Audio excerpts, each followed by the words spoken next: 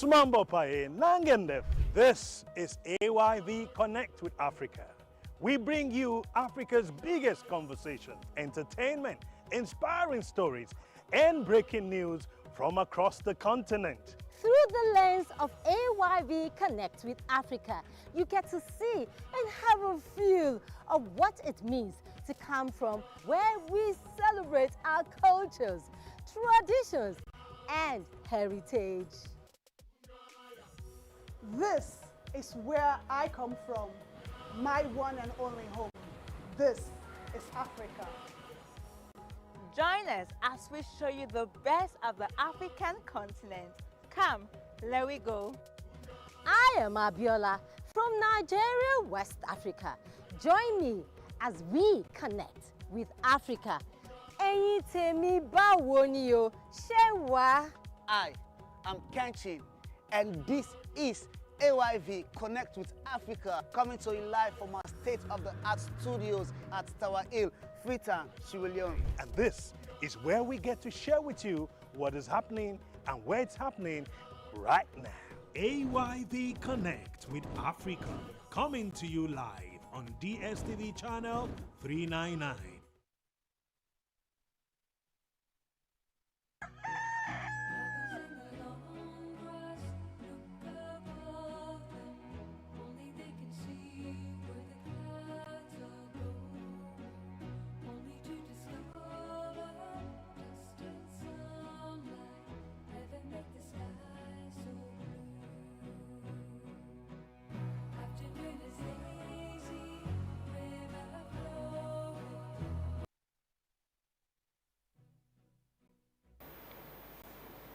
All right, indeed. Good morning, Alima.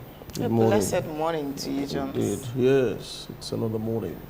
It's as if you have light in your hair, Hair because again. your shirt looks... My hair? Not just your hair, but Oh, yeah. your shirt. What's Probably ironed. It is, yes. I have electricity. Have not seen Thanks to light God. in my hair for the Oh, past really? 2 days or so. Wow. Yeah. Where do you stay? Wilkinson with Smart Wilkinson. Farm. Oh. Surprisingly, That's the heart of the city. which you means know. it's really getting bad. Unfortunately, It's getting really such bad. It's an unfortunate situation. Well, these are the things. We cannot boast of 24-hour electricity in the 21st century. We are just a couple of weeks to our independence, No one is talking about independence at the moment. No one is talking about independence. Everyone is talking about, politics, who violated what, in what agreements, who, has actually boycotted, who has left governance, who wants to become mayor next, everyone is now wearing AI-generated, gowns with the mayoral, emblem and everything. This country is a sick place. Okay, was it truly AI generated? All of those images are AI generated. Yeah, all So of them. this acting mayor Except was never for- robed? Is that what No, you're no, saying? no. That was AI generated actually. Oh, I see. Okay. Yeah, it's an AI generated image. But yeah, I mean, it just speaks to how we've managed as a people to caricature very, very important things. I think we're losing sight of the things that are really important to the people of Sierra Leone. Rather, the politicians are only focusing on what can either keep them in power or get them to power. Of course. I feel It's like not new, really. that's disingenuous to the people. It's not new. And I've always been saying this, politicians don't fight for the people. It's an irony. These people are funny. We have a lot of things we need. We need electricity, we need pipe-on water. We need transportation to be moving from one point to another. We need a fuel to come down. So many things we need. But nobody's talking about these things. No one. I often tell people, they've never protested when the prices of goods go up in this country. Never have they. I've never seen MPs in Sierra Leone boycott parliament over increasing, difficulties. Yes, in the economy, cost of the economy, survival, food prices in the market, or when fuel prices go up in this country, they never protest. They only protest or walk out of parliament when it has to do with their party. I think it's the foolish thing I don't understand. For these people, they claim that it is the people who actually voted them into office. I'm not talking about specifically the APC really here. All of these politicians, both APC and SLPP, this has been the case since time immemorial, since independence. They're not ever protest at this country where you get for do with the people. Who say you don't ever see, you know, minister there or MP in a parliament or councillor then grab them or they say that they do a peaceful protest for the fact that has tried several times to I'm not talking about civil society. I say politician them. They want the way they vote so we can come with and say that for people in the council. You don't ever, for more you small get sense now, you don't ever see parliament protests because price of tin and there na market. You never see politicians the serious arguments they even fatal because electricity no day na the country or maybe blackout day. You never see the walkout of parliament or boycott because you know prices of goods expensive at the market, price of rice go up. You never see that. They don't ever do this. And at the irony of this, and I the pity people the way they can understand how them people are they operate in this country. Whatever then they fet, serious fets like this way they go on so right now, it always get for do with the party and the ideology then and what they believe in.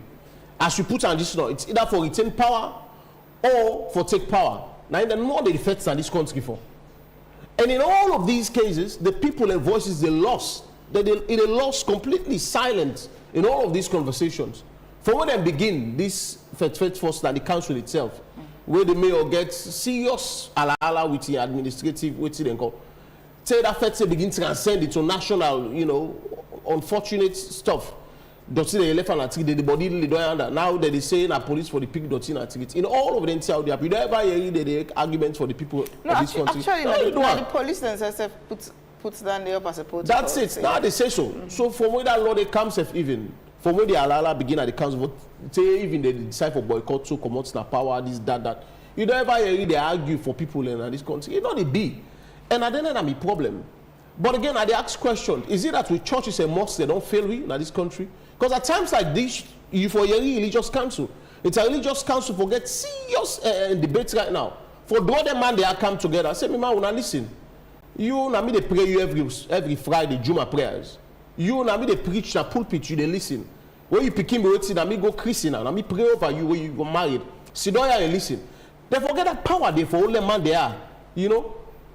But now you they see they're completely silent. What the council of paramount chiefs, where they who side and they? We all enter the person at the country and we expect them for they're talk. all politicians. Everyone they talk nothing, they just keep quiet. Just imagine, just kind of country, don't they? You know, and now they don't caricature the whole thing that's social media, all man the post. All come here on RDC, all man get down, all man they don't install. You come to the city don't get but 10 or 15 million then as at last night, so this morning. Social robes now they don't caricature the whole thing. When they happen, very serious thing like this, they don't succeed for trivialize and massively in the country. The dirty they will get issues in this country. One of them na air pollution. Where I raised concern about last year, a documentary that won a national award. Where I even go study in Ghana, at Kwame Nkrumah University before they come back. So, who are they talk about air pollution? The very council we will be concerned about anything else. So they defect right now. Now political fights and they also understand Alima that already they are pushing over the people anymore. If that be the case, the mayor forever left office. Because if I really say that people are defense for, then for them because people and votes them and they are when they go to office. So we get problem with air pollution right now in this city also. Smoke the all side of the bomb dirty. All side.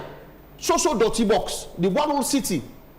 Dirty everywhere. The bomb dirty 50 fatter. This they lead to cardiovascular diseases. Deformity in birth. The woman they would go born in a hospital.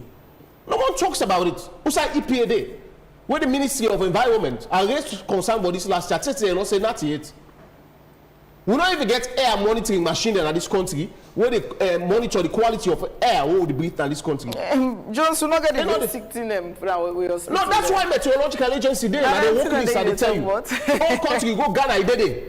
When you reach that country, for the first thing what you do, you go on your app na iPhone now, you go on the weather, then get a particular section where they show you the air quality in the city where you day. If for sure. Jones, let's first of all from PM1 to PM10. Basic needs. PM2.5. Pipe water, we don't even get. Who said in the beginning think about Danny? If a day, now they tell you, if a day. When I didn't tell them for common parliament for, I didn't tell them for fete for. You don't ever hear politician fete because they say, hey, the air quality in Freetown no bad, so lights not the better, or water not the better. Let's fix the bread and water issues. Always now for themselves, now they say in this country. But people like forget sense. And they say this, election they come. It's unfortunate we our country, now them two parties are no more there. Well, that shows even the seriousness within the country. We have up to 14 or 15 political parties. Wait there. They're on the way approve. Where they approve. Wait there. Wait there. Then they.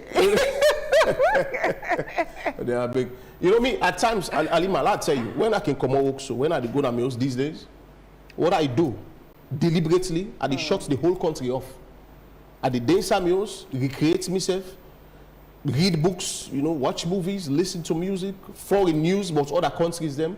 Now it interests me these days. Hardly would you see me they watch salon media while dinner meals. I don't get time for that day. Because we don't talk for moving a small picking in this country, say we don't big so.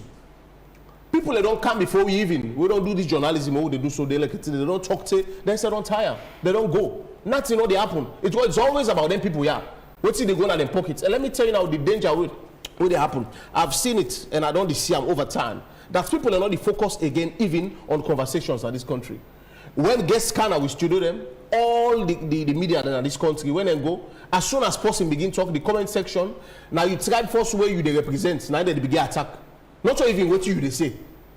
Then they listen you constructively for criticize. It's either they don't hate you from the past because of politics, or the region where you come out of this country, now they use against you, where you make points in the media these days. No one listens to the content of what people they say. And it's problematic. If you don't listen to content, you don't read, how you will be a good citizen of the country? So that tribe they propagate tribalism. Such instances of tribalism, now they see so. Fueled by politics, indecent politics that this country. Tribal, you know, divisions. Now you they see so in broad daylight. While we never agree as a people that tribalism there so, largely it is fueled by politics. And the man they will come on and the region there so. You never hear me tell you, you know, this tribe are come out. Me don't tell you about tribe. You know, this region are come. Me not Freetonian. Me not Sierra Leonean. Most of me partner in this country, na different tribe they come out. Mende, Timini, Limba, Loko. Again, man, they will not shake imam them. Na this country, we befriend them. Man, we don't study together. We not pal and they read book. They don't have party there, so all parties in this country. So me don't get bag here. Something happened and there's there, so one foolish bike man will go left somebody in a way here. At the end, the man gets small disagreement. By the time I don't begin talk, you know what I mean? I go tell me na SPP man, me na Mende man. What's in that mean? Quick post you don't call tribe now in this country. Who side they come out? Who don't know what side you come out? To hell with you. And who side come out? The national problem they only talk about the country. Quick they don't begin that chest. Hey, me na this. What's in that nigga for do with light? With water? With picking out the go school, where they don't get better life because for read a good book. The book they most than in school they are so that all those books them where they don't write trade in their library there. Then they go take so cheap one, the computer. It is. They don't get good quality education. How they, let me tell you, it's even deliberate at some point that government, I should say, there is a reason why they not even invest much on quality education. While the wet-free education, at the time, largely the quality not there.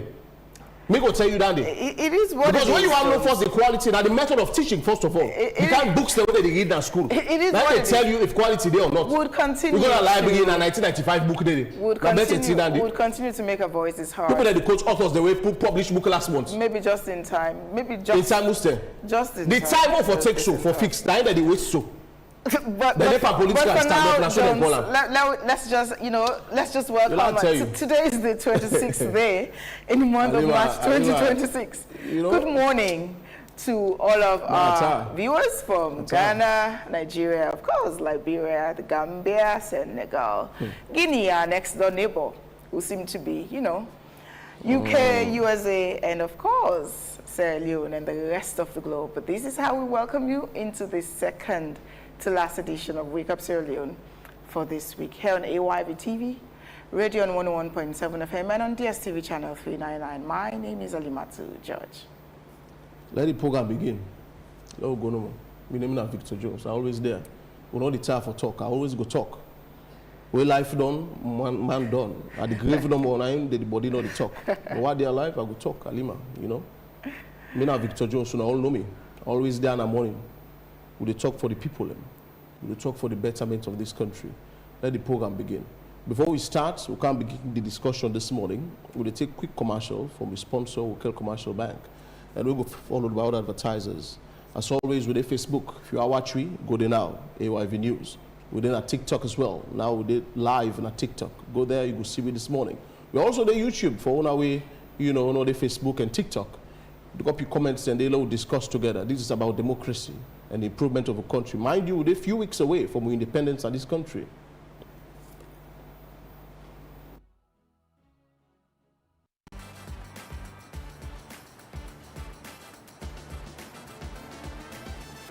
In the heart of Sierra Leone's dynamic rhythm, Aqane Commercial Bank is your beat to a brighter financial future.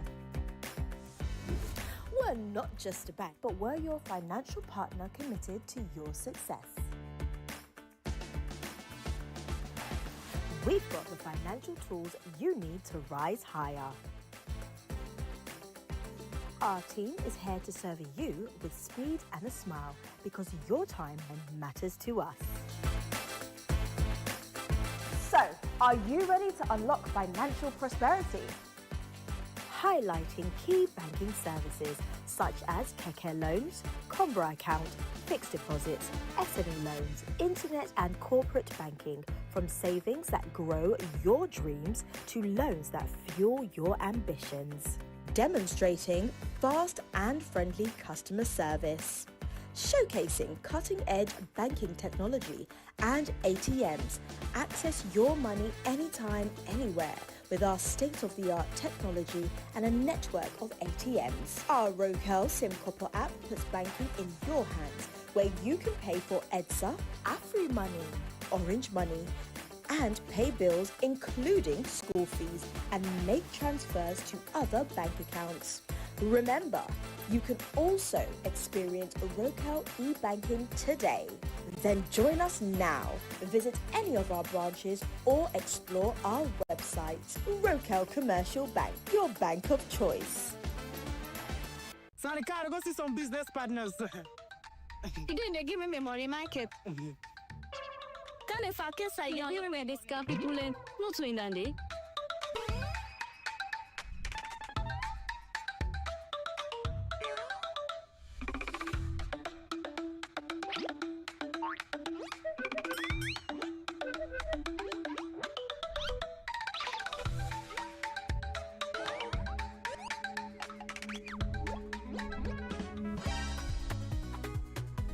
Michael, today you pay me money. I don't send it for let you help me send money in Ghana. 2 weeks now, you not send me money and 10 you not give me back me money. Today, give me money. You know ever sabi goodness in your life. I send back your money, but trust me, today na the very last day I ever send money for now. I don't need your help because I don't know so with Afri money. I they able send money. Now Baku Africa countries them. With Afri money, we able send money to over 10 African countries, whether it's Ghana, Gambia, Liberia, or Kenya. If me party we know this, we know for the party glamour right now. Okay, una go regret. I mean now, una go regret. The best part right now, Michael, with Afri money, you they able send money even if you not use app, even if you not the online directly. All you need for do, you just dial *161#. Pam, your money don't go. So I don't need the help again. Thief man. Thank you. Send money to over 10 African countries instantly with Afri Money. No stress, no excuses. Just dial *161*1*6# now. Afri Money, quick and easy.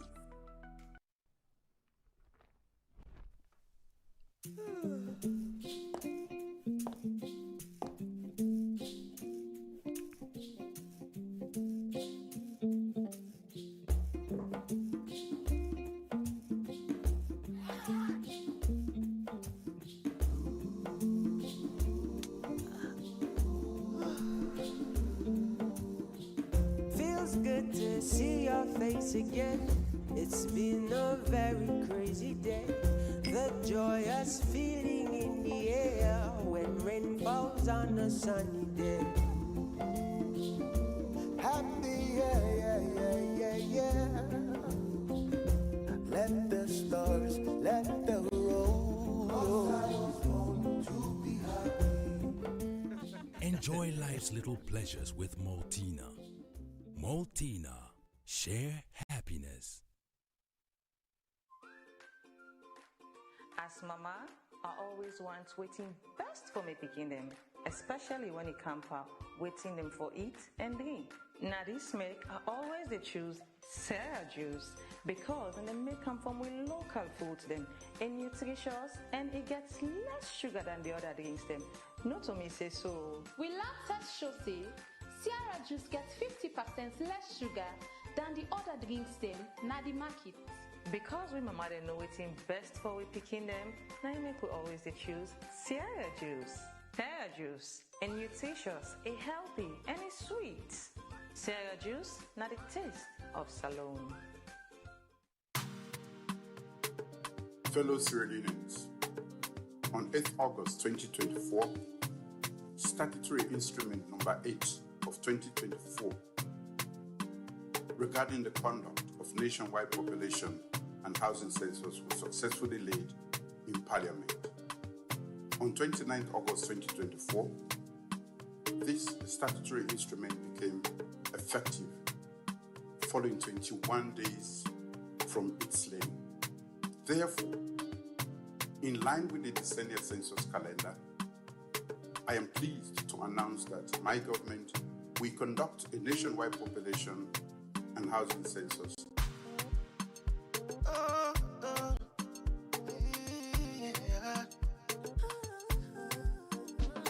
It's 2026, we dey get with census. Make all man tell him famble them, and we responsibility for bring development. Make all man tell him famble them.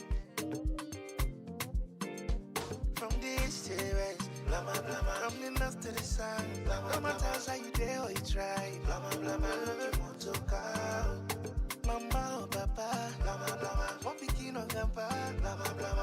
Auntie or uncle, blah blah blah blah. What's it bill? Where they call you? Yeah, one people, one nation. Where they call you? Yeah, now we number go bills alone. Where they call you? Yeah, no person say you not here. Where they call you? Where they call you? I'm a papa.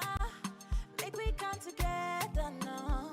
Brother, sister, nothing say you no matter no. No left behind no. This night you 10 for.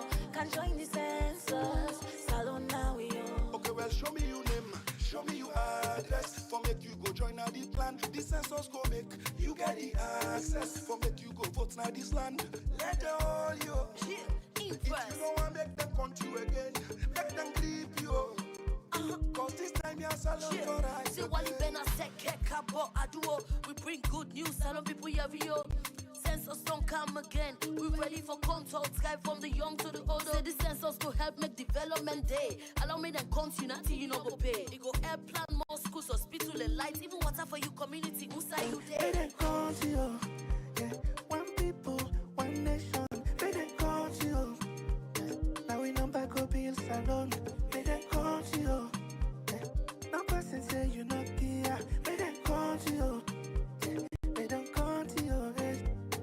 Census they come, the other we cooperate. Tell mama and papa, then get for country all, dear, make we all ready. Census go help for make we know we safe, and who say we stand. If you claim say you love Salone, who say development day, na day you for day. Yambo tegina, mimbo tegina, mingo teteke biambe, ka 2026. Census na me right, census na you right. Family, imagine, if they count everybody, they left you out. Amulemba kotumogbawa, upoka kufuni ngesagbele tuwa. Konya, ye amubuji hule panda. Wabulo letebe bawa baya ganga. Ye tumogbawa mudagbe behave. Kometi ya kuo salon bate mukeleva. Nyabi yina na metebe bawana. Yo mama kome kolabo ganya delega. Ina. Kakotone dim din dang, dim din dang, dim din dang. Katap kata ting anka be kata konkel, anka be kata banganda yer. Abageto baget, aindo gor. Agalene, samo jamu, agatamu, tarentamu. Donye, mama marita kagontu. Ame ya timi wandi, timi wandi. Ame ya timi wandi, timi wandi.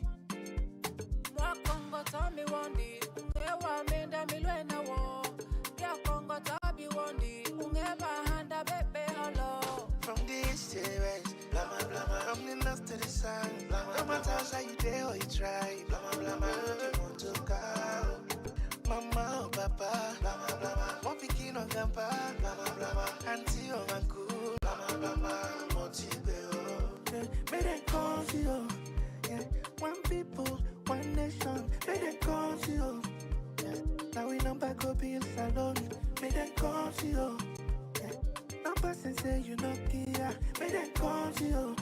Yeah, may they come to you.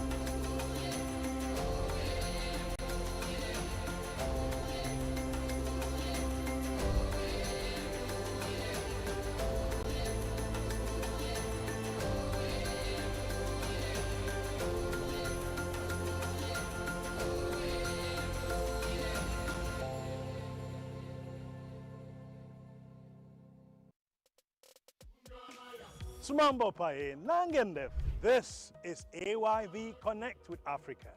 We bring you Africa's biggest conversations, entertainment, inspiring stories, and breaking news from across the continent.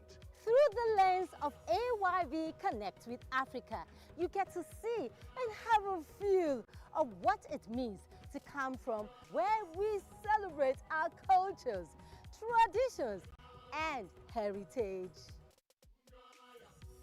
This is where I come from, my one and only home. This is Africa. Join us as we show you the best of the African continent.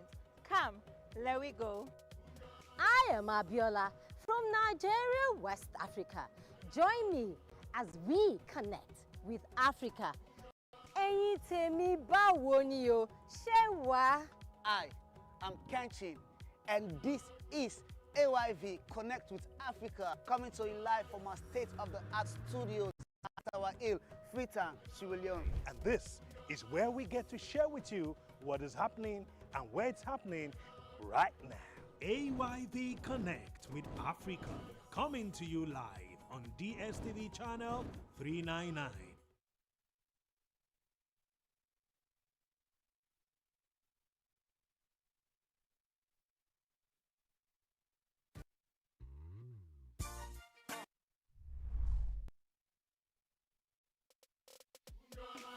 Sumambo Pae Nangendef.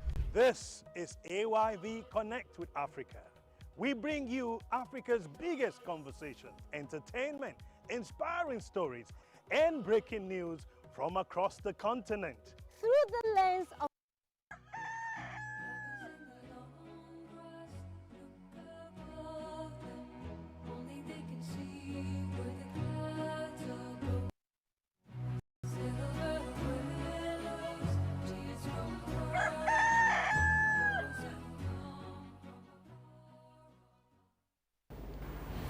Right, we're back. Welcome. This is Wake Up Sierra Leone. You're watching us on AYV television. You're also hearing us on radio this morning on 101.7 frequency modulation. Coming up in the program today, the Freetown City Mayor, Her Worship Yvonne Denise Aki-Sawyerr, OBE, will be speaking on the ongoing boycott from local governance, concerns around government's non-compliance with the agreements for national unity, and to also provide clarity on the role of Freetown City Council FCC in the management and removal of corpses from public spaces. This morning as well, we shall be talking to Jamaican reggae dancehall artist, Aqane Tycoon, who is in Sierra Leone through the Ministry of Tourism and Cultural Affairs. He's here to organize a youth creative initiative titled Children Have a Voice. It'll be hosting music camps with school kids along with Leonus D Genius, community cleanups among other activities that he's here to participate in. Do not forget that always it's a dialogue, your voice and ours in the studio here. So join the conversation on our Facebook page. We are live on AYV News. You can also watch us on TikTok this morning. We are live. It's AYV News there as well. Join the comment section and drop your suggestions, take in any of what we're discussing. We're also on YouTube as well. We're streaming live there, Wake Up Sierra Leone on Africa Young Voices. Now, in the studio this morning, we've been joined by Her Worship, the Mayor, Yvonne Denise Aki-Sawyerr, OBE. Now, the Mayor is here to talk about the ongoing boycotts, as you all know. Local governance, concerns around government non-compliance, as they put it, with the agreements for national unity, and also providing clarity on the role of the council in the management and removal of, corpses from public spaces, as we've been seeing quite recently. And also to talk about her political aspirations, whether indeed she's still resolute on, becoming president of this country. Also, joining the conversation, we shall be talking to Floyd Alex Davies Esq. Now, he's a solicitor and expert in local government and decentralization, law generally in Sierra Leone. He shall be joining us online during the conversation. But good morning, Madam Mayor. It's a pleasure having you. Morning, Victor. Morning, Halima. Good morning. Always a pleasure to be here. Am I safe to refer to you as the mayor? Oh, most definitely. I've been seeing a lot of mayors elected, sworn in, sitting here as the mayor of Freetown, who's currently on a boycott, but we'll talk about that as the program goes on. Indeed, well, I presume you'd be, really disturbed at the moment, in light of, recent happenings. But first of all, let me ask this. Are you in agreement with the APC, over the boycott? I understand that you've left office, you've boycotted yourself, you and your deputy are not there at the moment, but are you in agreement with what they're saying? Yes, I mean... Personally, absolutely. So I tried to make an analogy for an elderly family member that I was speaking to today, to say, look, boycotts are not always comfortable. When our doctors, who are the people who save lives in hospital, have situations where they feel they have tried every avenue to engage the authorities that are responsible for either their welfare or the equipment and all, the services, the environment, when they feel they've exhausted every avenue. We have seen that even those whose lives, whose hands our lives are in on a daily basis, have had to take, that drastic action of doing a boycott, of doing a strike. We've seen the teachers who we rely on to ensure that our children get an education. Similarly, I think it was last year, and they felt that they had exhausted every avenue and they were talking to a brick wall. Government was not listening. They went on strike. So maybe for the layman, it's easier for me to put it in this way, for you to understand that it's not that that doctor no longer has a passion to save lives. It's not that that doctor does not care that that patient who needs an urgent operation might not get it. But the doctor is saying, there's a bigger picture here. This hospital needs to function properly. These conditions need to be changed. We need gloves. We need, electricity. We need the equipment that's required so that more lives are saved. The APC party has come to a point where we've written numerous letters. We've tried to have meetings with those responsible for the implementation of the tripartite recommendations. We have raised issues in press conferences. In fact, it got to a stage where, we've heard government officials brush off our press releases, and say, then go talk to the entire. So it really is with a real sense of seriousness, an appreciation of the magnitude, the implications of the actions that we've chosen to take, that we've entered into this boycott. It's not lighthearted. I mean, we've been in governance since the elections, at the end of the ANU signing, 18th of October 2023. We are now on the 26th of March 2026. It's, almost 3 years. We have expressed our dissatisfaction and our concern, because let's be clear, I see those saying it's just about your political interests. No. Isn't it? It's not. No.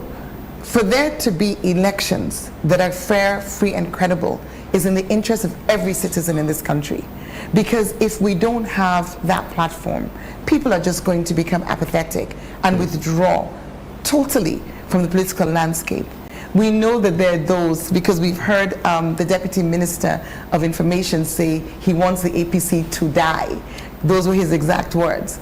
And I think that... When did he say that? Wants you to die?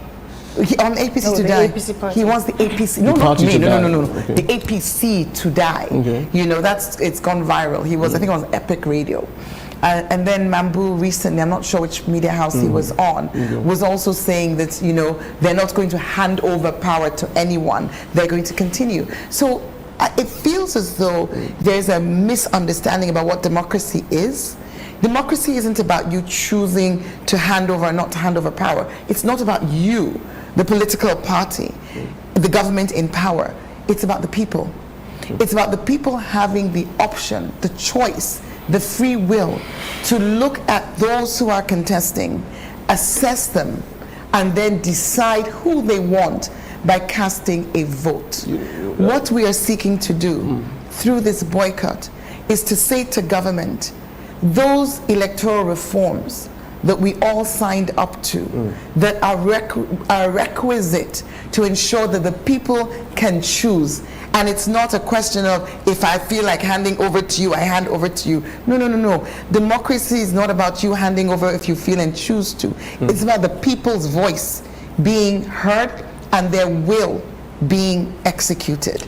And we need the electoral reforms because 2023 showed us how many gaps there are and how it was easy for manipulation to happen. The SLPP, His Excellency the President himself, has said he had concerns with earlier elections under the same rules and laws. So collectively, in the Agreement for National Unity, it was determined that we should look back and see all the things that went wrong. Where were those gaps? How do we fix them? So we're on a boycott. I'm out of the office where I love to serve the people, where I'm committed to serve the people, where I've served the people over these last 8 years and will continue to do so till the end of my term in 2028. I'm on this boycott with the APC party to fight to ensure that the voice of the people is heard, that we have free, fair, and credible elections in 2028. There is no guarantee that when you do the electoral reforms, that it means Team A is going to beat Team B, that APC is going to win SLPP, or SLPP is going to beat APC. What the electoral reforms guarantee is that the process will be transparent, fair, and credible, and what the people decide. So if SLPP is doing a fantastic job, they should be confident. They should be running forward and making sure these reforms happen because they're confident that people will vote for them. But the reason they're drawing away from the process is because they know they failed the people and they don't want to hear the people's voice. Well, Mayor, you see, I'm happy you talked about, the people being at the center. There have been several tussles in your council there. Your chief administrator, Raman Chomfama, had claimed that there are a lot of projects, that are ongoing within the council that he is unaware about, funds that are coming in that he has no knowledge about, hundreds of thousands of dollars he claimed on Truth Media the last time when speaking to my colleague Lamanganaba. And we saw how clearly, these loggerheads have transcended into, the obscenity we're seeing around. I mean, filth all over the city and all of that. I mean, couldn't there have been another way that you could have, resolved this matter than leaving office? I mean, You've left. Your deputy too left. You could have said, okay, you know what? I am stepping aside, but let me leave my deputy to administer the city. Where do you think that could have worked? So I think in the same way that you have, I'm going to use the doctors example again, because you have a union, you know, but we're more than a union. The APC is an institution. And when you don't serve the APC, that's the problem. No, you serve the people. I serve the people but under, in this case, under the ticket of the APC. I'd like you to remember that when I campaigned for mayor, I didn't do so as an independent candidate. There were independent candidates, but I wasn't one of them. Okay. I contested for mayor under the ticket of the All People's Congress Party. That is the party that I'm representing in governance. It's the All People's Congress Party that supported me to contest to be the mayor of Freetown. So in as much as the president, and you know the new constitution is trying to bring in this independent person, in as much as the president is in office to serve us all, he is the SLPP's nominated presidential candidate who contested the election. I am the APC nominated mayor who contested the election. But how do you give it? The president cannot just in good conscience abdicate his throne right now. We can talk because about the SLPP is having a loggerhead with the APC. Can talk about they cannot leave the office. We can talk a lot about it's the same thing with the mayor. We can talk Don't about you think a lot so? of things that can be done under the party. We will come to it later. But the theatrics, the drama, the comedy we saw yesterday was done by the SLPP party. Do you think it's comedy? Definitely.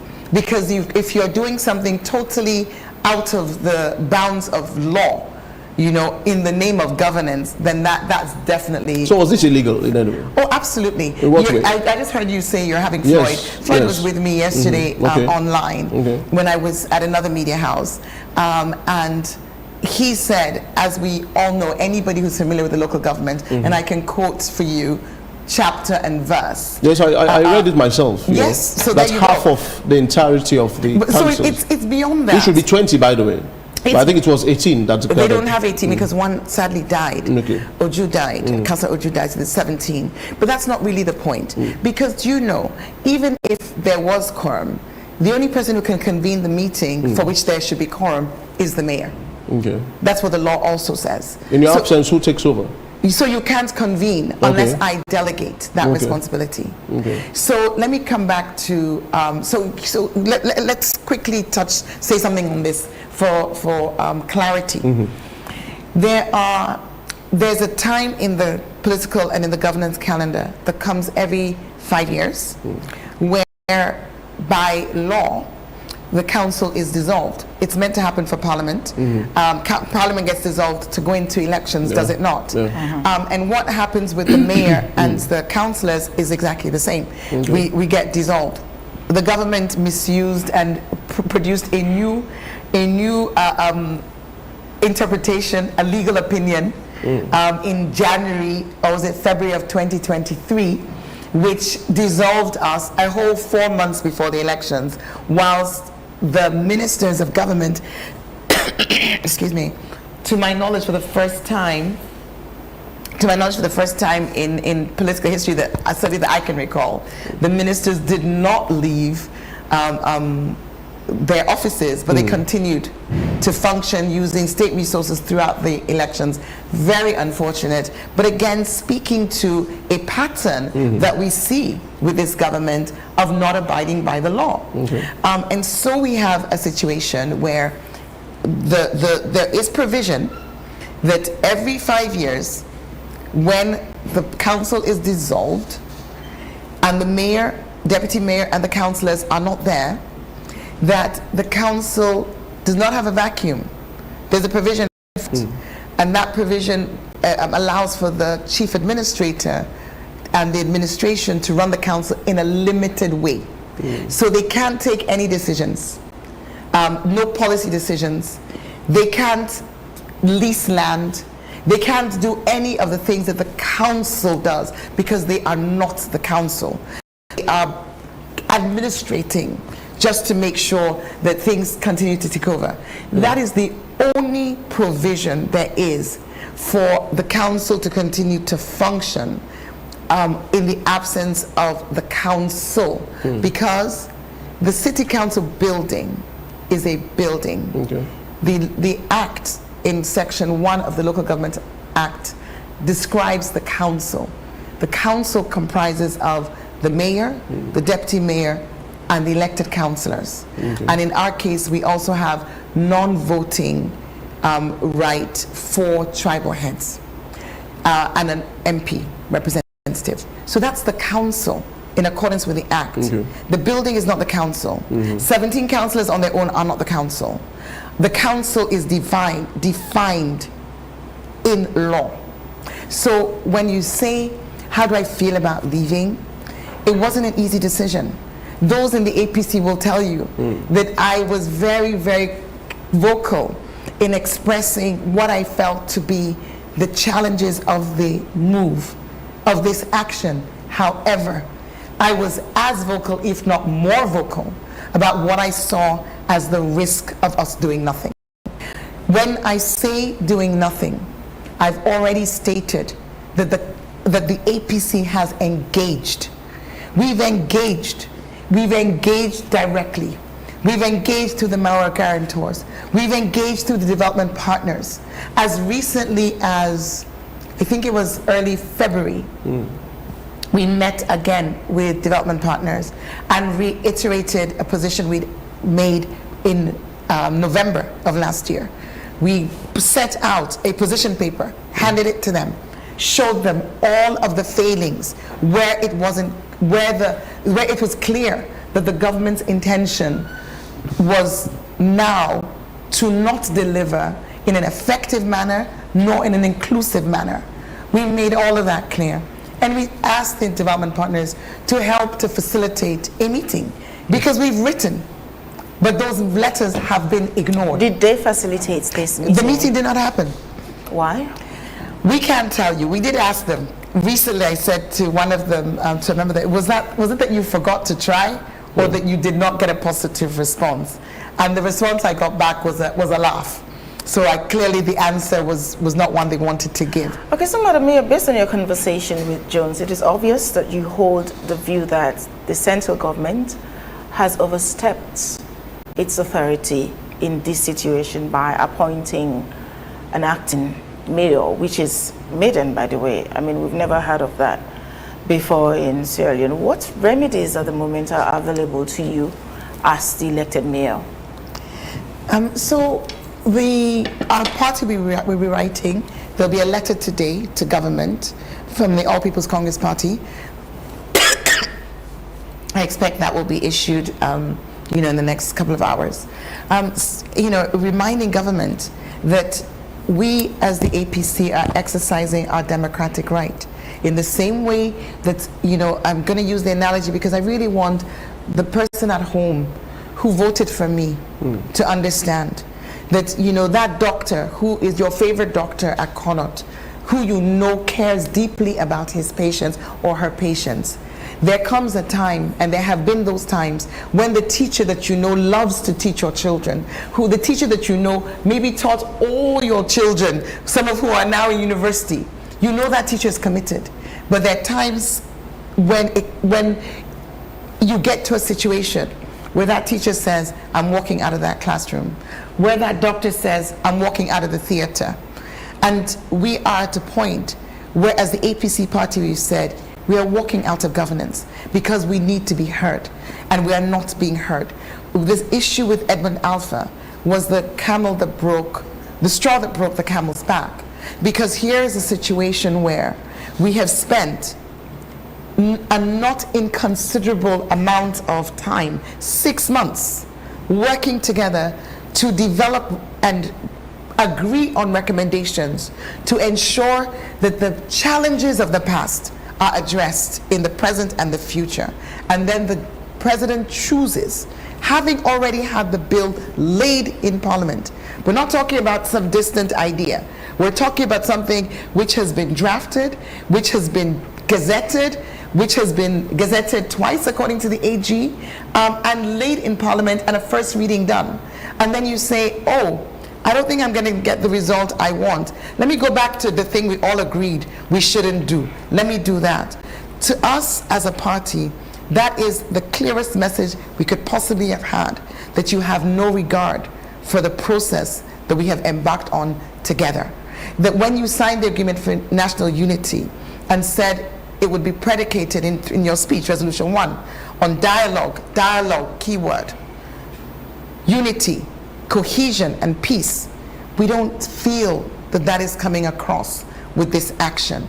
And so, you know, as I've said, it's not an easy decision, nor is the next step of the protest, the nationwide protest. But these steps are being taken. Before we come to the nationwide protest, let me just land. These steps are being taken because, in addition to what we see, the lack of inclusivity in the implementation of Recommendation 78, which was meant to be a national dialogue on the electoral system, you come up as a government, a process that most people had no visibility of, and you had already predetermined the PR was going to be your answer, because when we as the APC went to the Supreme Court in 2023, you ensured that PR was the answer, and you made it clear in advance of that. So now with resolution or recommendation 78, you have come with an answer before doing the work.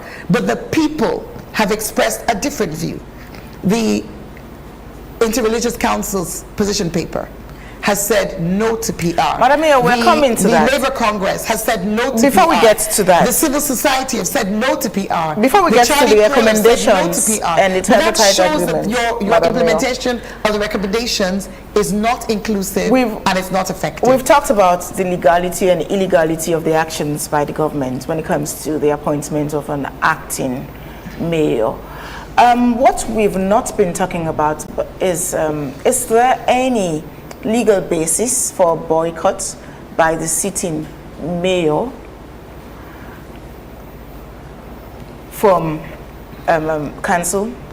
The political action, the democratic step that the All People's Congress Party has taken is one that's been taken as a party. If you read the Local Government Act, the way you would answer that question is to say, what is it that a mayor does that is described in the Act as being unacceptable? In other words, what are the grounds for removal of a mayor? Section 14. There's Section 13 and there's Section 108. Okay. And if you look at Section 13, the grounds for removal, the grounds upon which my seat would become vacant, starts with me dying. Thankfully, by God in power, that's not going to happen.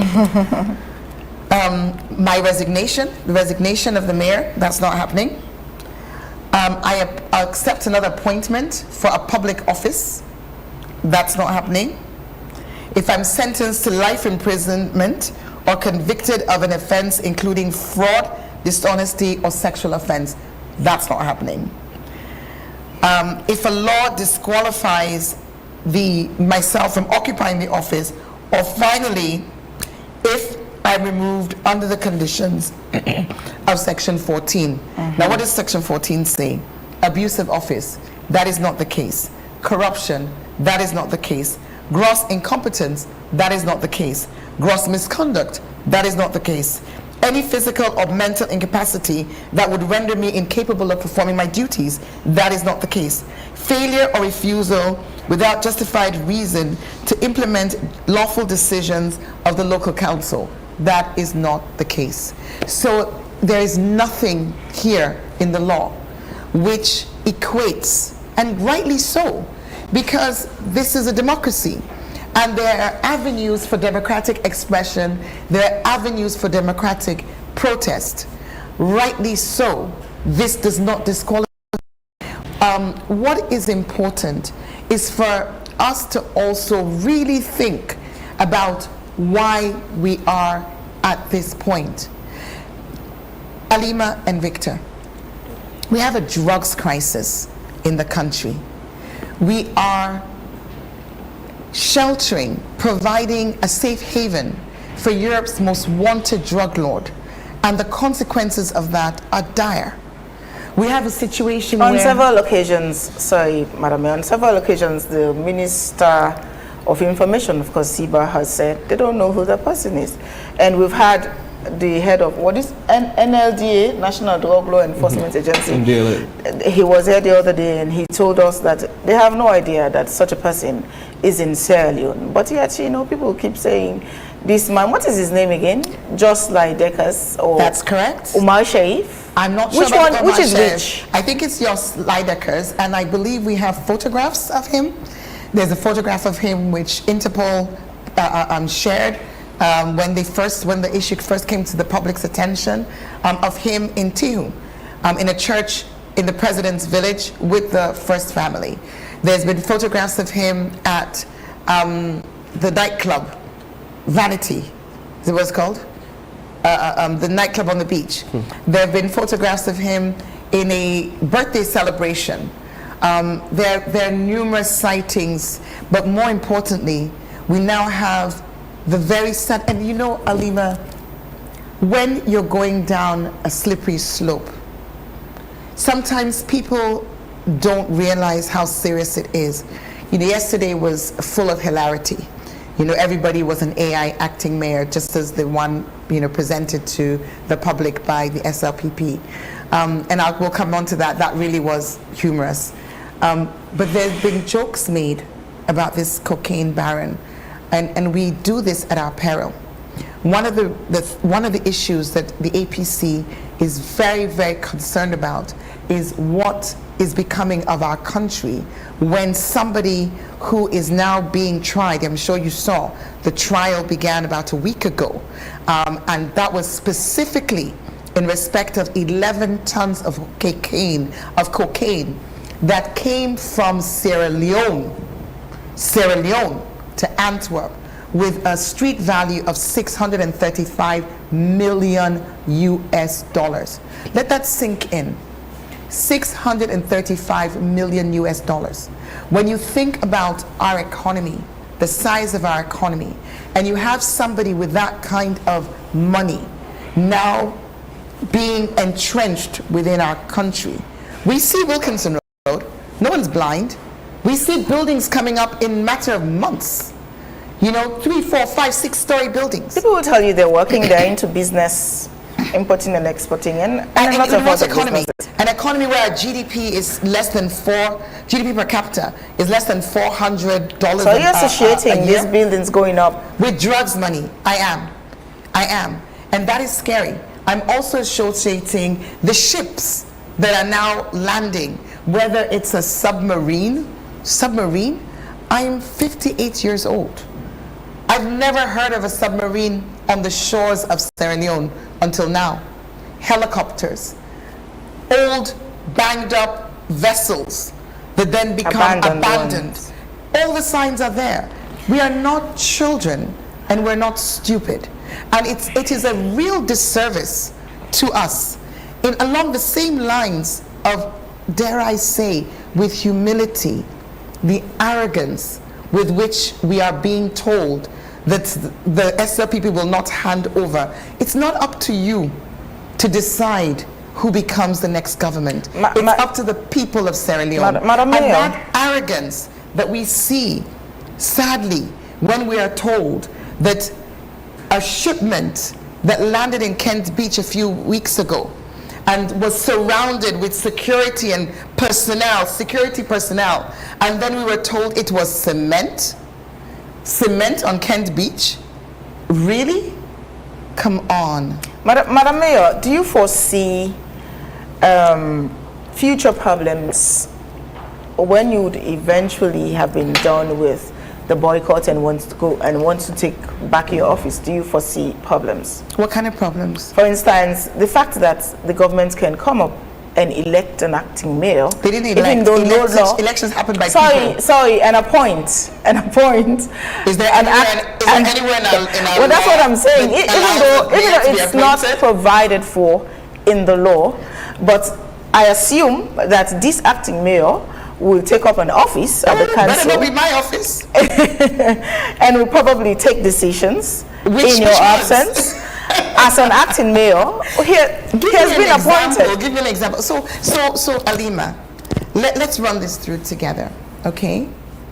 If somebody illegally assumes a position, does that give them a legal mandate? Well, in this context, you're a lawyer, so think before you I'm not here as a lawyer today. Oh, it doesn't matter. You've got a legal brain. So as you answer this question, think, my love. Well, I'm the one asking the questions, Madam Mayor. In this context, do you foresee problems when you would want to go back to council and take up office? The APC's boycott is not an indefinite boycott.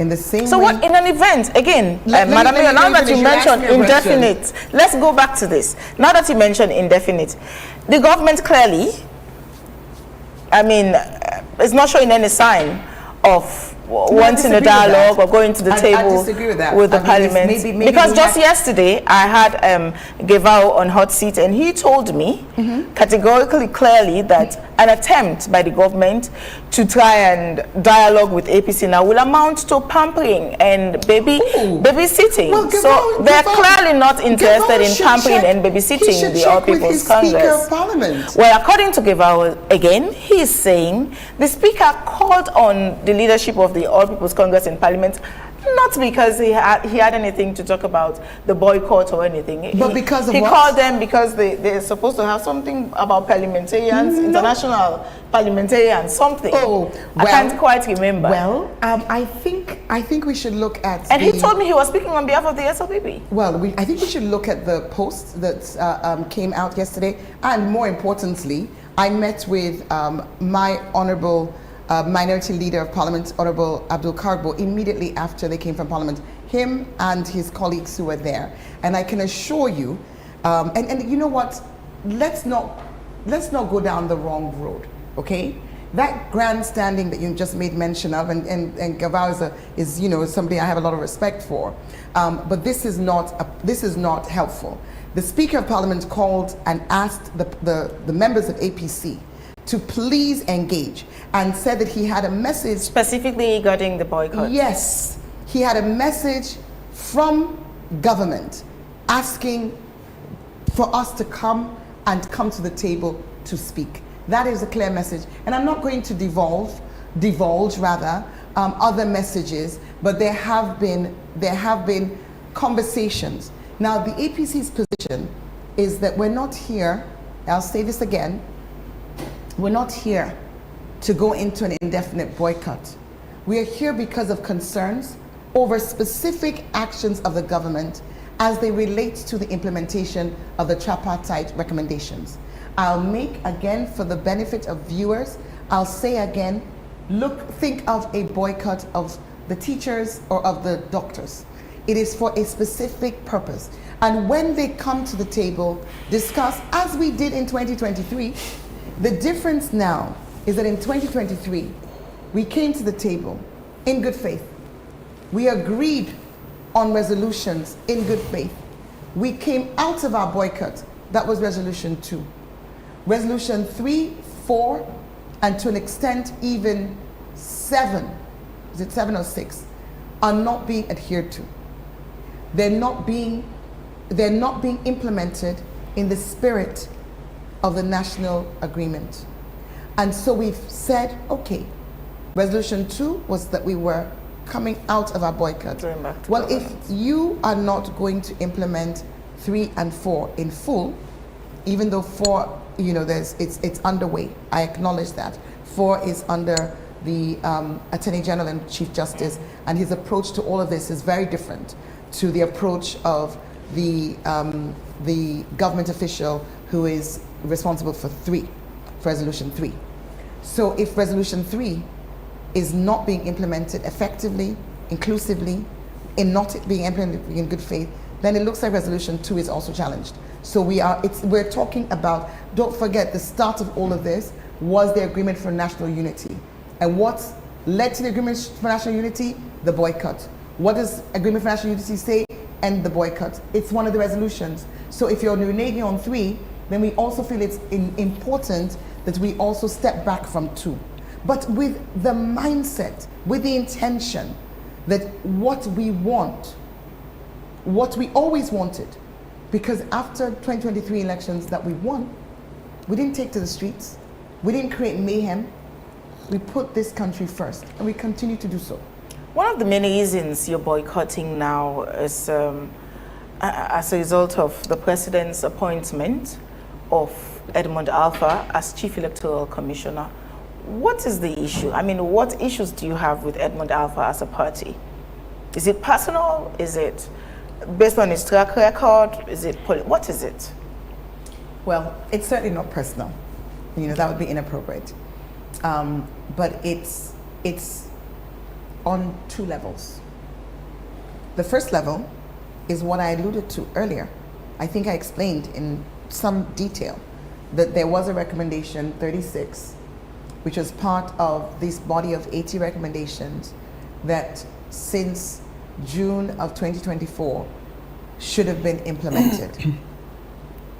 That process, slow as it has been, had finally culminated in a constitutional amendment bill which spoke to recommendation 36 being implemented, albeit with some amendments that we were not going to support in Parliament.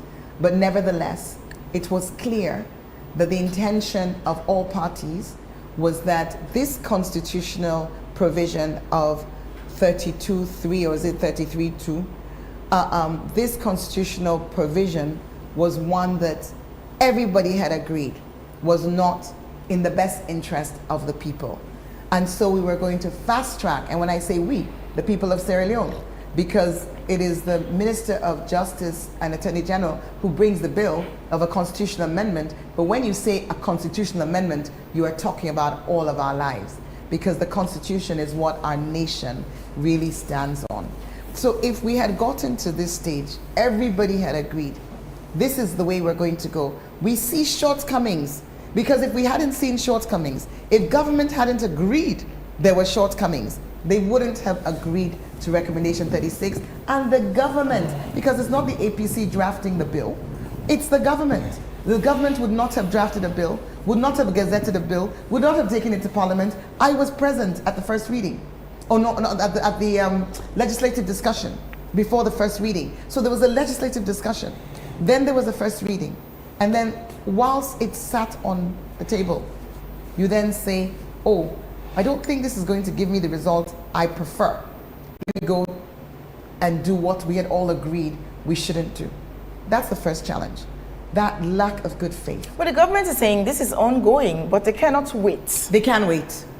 They can wait. They've had an acting electoral commissioner. Well, they say it has been 6 months. It doesn't matter.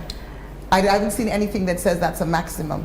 And if it's a maximum, move it from him and give it to somebody else. I mean, there's solutions. That is not the only solution. So should they always just listen to what the APC wants? But wait, let's talk about the second issue. The first issue is the process one, the clear demonstration that there is not good faith in the way in which not just this recommendation, but the recommendations generally are being implemented. So the cherry picking, we'll do this when we want to, we'll leave that one, we'll turn this one upside down. You signed an agreement. You said this is what we're going to do together. You know, this was, I now hear, we are government, we can do, yes, you are government, you didn't win the election. We sat down together and we said we would accept this result that you presented with statistical inconsistencies and mathematical improbabilities, to use the words of the elections observers. This result that without exception was challenged and questioned by all elections observers. We said we'll accept your results, but let's not allow this to happen again. What is the APC's problem with the second part, we just said one. Okay. I said one. I said there were two. Yes. One is the process. The fact that But he was not Chief Electoral Commissioner by then. Connor was. He was very instrumental. Very instrumental. And not only was he instrumental in 2023, but he has a track record, sadly, a very visible and well-known track record of having been involved in elections, what we definitely term as malpractice, because we would have gone to court. for the Koinedu. Why didn't you go to Because court? it was not gazetted. Because the Local Government Act says, it was a local government election. The Local Government Act says you have to take the gazetted results. And what they did was not to gazette. Isn't that bizarre? So this was an instance in which those in the room, who I work with on a daily basis, Dr. Mara and Dr. Richard Conte, were both present physically. And this has come to me firsthand from them, eyewitnesses, who said the figure of 049 was changed to 149. So the 0 was changed to 1. It was brought to the attention of Edmund Alpha. The person who did the act was asked by Edmund Alpha to leave the room, to leave. But then when the results were brought to Freetown, Edmund Alpha, who had acknowledged that that 0 was changed to 1, then allowed those results to be upheld and also ensured that the results were not gazetted. That's not a coincidence. That's a deliberate act. And when you then go on national television or wherever it was that he took that interview in which he said 2028 will be no different to 2023, 2018, that in itself is a massive cause for concern. Because the whole point of the tripartite recommendations is to ensure that 2028 is very different to 2023. So if you say that it's going to be the same and that this is your game, then I think you have projected yourself in a manner which does not build trust and does not build confidence in the minds and the hearts of those with whom you are expected to work. I mean, let's talk about the legality of your action. There are several ways I know the law provides through which you could leave office, whether permanently or momentarily. You did not write any formal letter or correspondence to the government. Yes, of course we did. That you're going to abdicate your office. We did. Officially. Yes. You left office. Yes. A letter was written. Is that you saying goodbye as a mayor in any way? Of course not. Well, so would you be angry that that position is filled in your absence? Allow me to answer your questions. Would you agree that it is you who caused this problem, Madam Mayor, in the first place? Have you given me 4 questions? You left office. That's the idea that I'm propelling. Okay. You left office. I've got you, and you're wrong. Okay? So hear me. Was it the people who told you to leave office? It wasn't the people. Are you done? This is a party problem. Are you done? No, go ahead. I'm listening. Good. Right. Let's start with the number 1 of your 7 questions that you just asked, plus your submissions that you made. The bottom line is this. The All People's Congress Party, which is the largest opposition party in the country, when the letter was written about Edmund Alpha. Which letter? The letter you wrote to the government that you were leaving the... Excuse me, allow me to finish. And then no, I'm trying to... The letter you wrote... Allow me to finish and you will understand. Okay. The letter that was written to the All People's, written generally to political parties, asking for our comments in respect of the Edmund Alpha situation. When we replied to that, we told the government, the APC told the government that if Edmund Alpha, then after Edmund Alpha's appointment, actually, this was after his appointment, the APC party wrote to the presidency, very, very specifically copied the speaker, because of the parliamentarians, copied the Minister of Local Government and Community Affairs, because it's not Yvonne Aki-Sawyerr. It is all the APC-led councils, the leadership of all the APC-led councils and the APC councillors in those councils, and in all the councils across the country.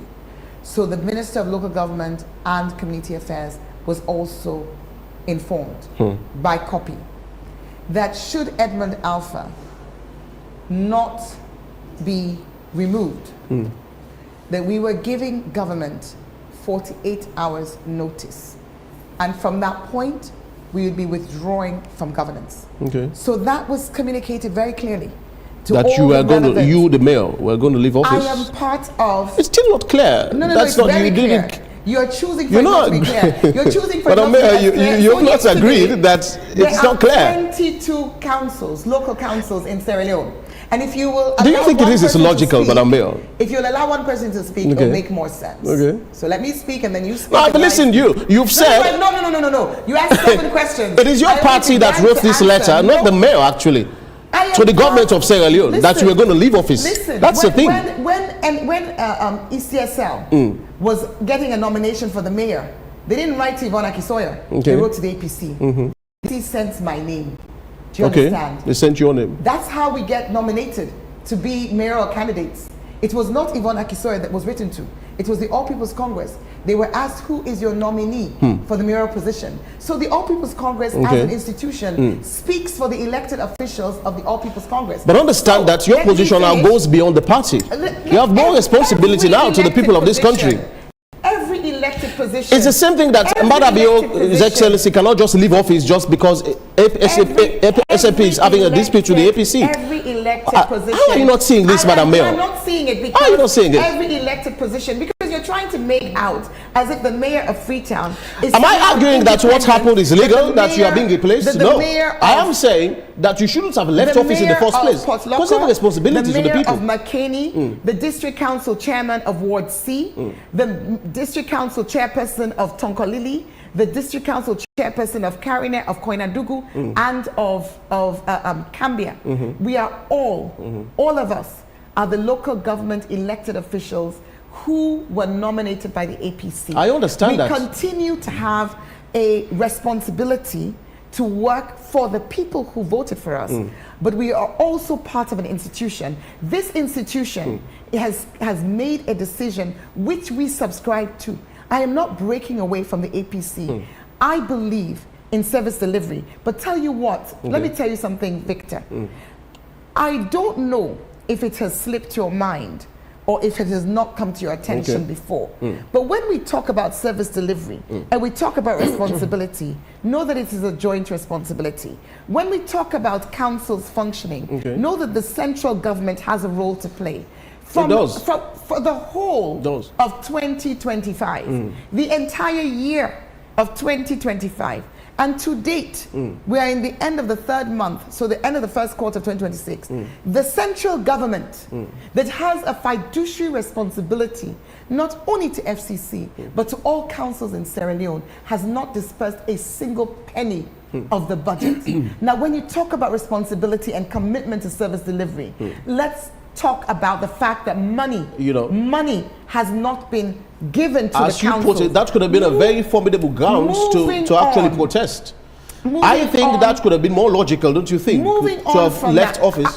But you're sitting here as a presenter. You could have left office for that you didn't have funds to run the council. That could have been a logical idea. But leaving office because of APC doesn't make much sense, don't you think so? I'm not leaving office because of APC. We're leaving office because of the failure to implement tripartite recommendations. I understand. Not because of APC. Let's not twist narratives. Let's not twist words. Let the people understand that what we are doing is because we want to make sure that when Mambu says we will not hand over, that it's not Mambu's choice. But I wish he was here to actually give context to that phrase you've been using. Well, I'm sure he will. I'm sure he will. Whatever respond. he meant, I don't know. Well, I'm sure he will respond. But I have told you what was said, and I have explained to you that governments are not the ones who decide the fate of the people. But when you have the picture here now is just finish up quickly. I'm not going to finish up quickly. I'm going to finish up in my own time. Okay, well, I want to do a follow-up actually. Sorry, but you're going to let me finish. Looking at the issue of ground, we're going to go back and forth like this. I understand. And that's not useful. Okay, no, finish up.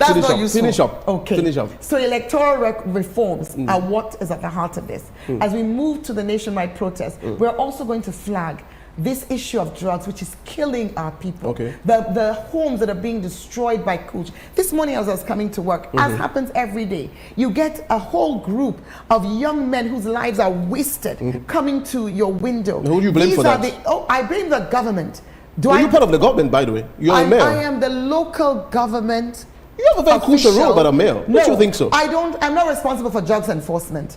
Let us be clear about roles and responsibility. It's so funny. I just talked about the budget. I just talked about the fact that from Kailaun to Kenema, from Pujaun to Makeni, from Potloko to Kono, not a penny has been dispersed. And I say it was a very strong grounds to protest. I agree with you, of course. You have not stopped and said, that's a big problem. What does that mean for the hospital in Kono? You have not stopped and said, what does that mean for the schools? What does that mean for the smaller councils? That's decapitating, I know. Who rely on government for 80 to 90% of their budget. I understand. Thankfully, because of the work that I have done, Freetown City Council survives without government function. Because even the school buses are a government intervention. Yes. In case you didn't know that. Yes, I know. The agreement signed between the local councils and the government in respect to the school buses is that government sets the price, which they've subsidized to say we deliver, but government should pay for the fuel. Yes. Now guess what? Government has not paid for the fuel for 1 year. Go around the country, you will see that the buses are not running. But are the buses running at Freetown? Yes. How is that happening? Because of the hard work, because of the delivery of the mayor of Freetown City Council. So the work that we do, whether it's the biodigester, which is just coming into country today, and which will be installed at Hagan Street Market to provide for a cold room, the work that we do is making an impact, it's transforming lives. The government also has a responsibility. I know. When it comes to drugs, that you talked about the Drugs Enforcement Agency, and yet you want to put it to me? When it comes to the bodies that we're picking up on the street, it wasn't our responsibility, but did we do it? Yes. Did we do it? Because of the public health interest. And what happened when we did it? When we disclosed the scale of the challenge, government's response, similar to what's happening now. We're boycotting because of the electoral reforms not happening. You don't come to the table and say, what should we do about that? No, you go and do drama. Take AI pictures of a councillor and say this is now the acting mayor. And now we have hundreds of acting mayors because there are a lot of mayors actually. I wanted to ask you whether you're frightened at all by this upsurge of mayors across the city. but let's focus on something.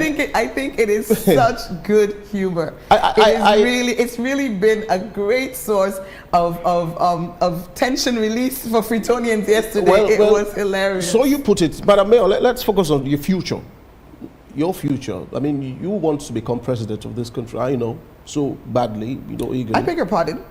How do you define that so badly? No, that's not language that I would use. You don't want to become president? I'm very determined, but so badly. Determined. Perhaps it's the use of English language. Oh, well, but that's not the way I would use that expression. You want to become president so eagerly? As if, no. You need to understand something, Victor. Let me help you with this. But I want to pose my question. Let me finish up my question first. You can dissect grammar. You can dissect the grammar later on. I'm dissecting the grammar because it's important.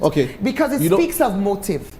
When you say so badly, it speaks of motive. You want to become president. And that becomes very personal. It's like it's all about me. You're resolute on becoming president. My passion is about this country. You are passionate about becoming president, Madam Mayor. And it always will be. Does that work? Yes, I'm passionate. You're passionate. That word now, I will with use. That passion, that word I will with that passion, do you think the future, generally, would speak in your favor?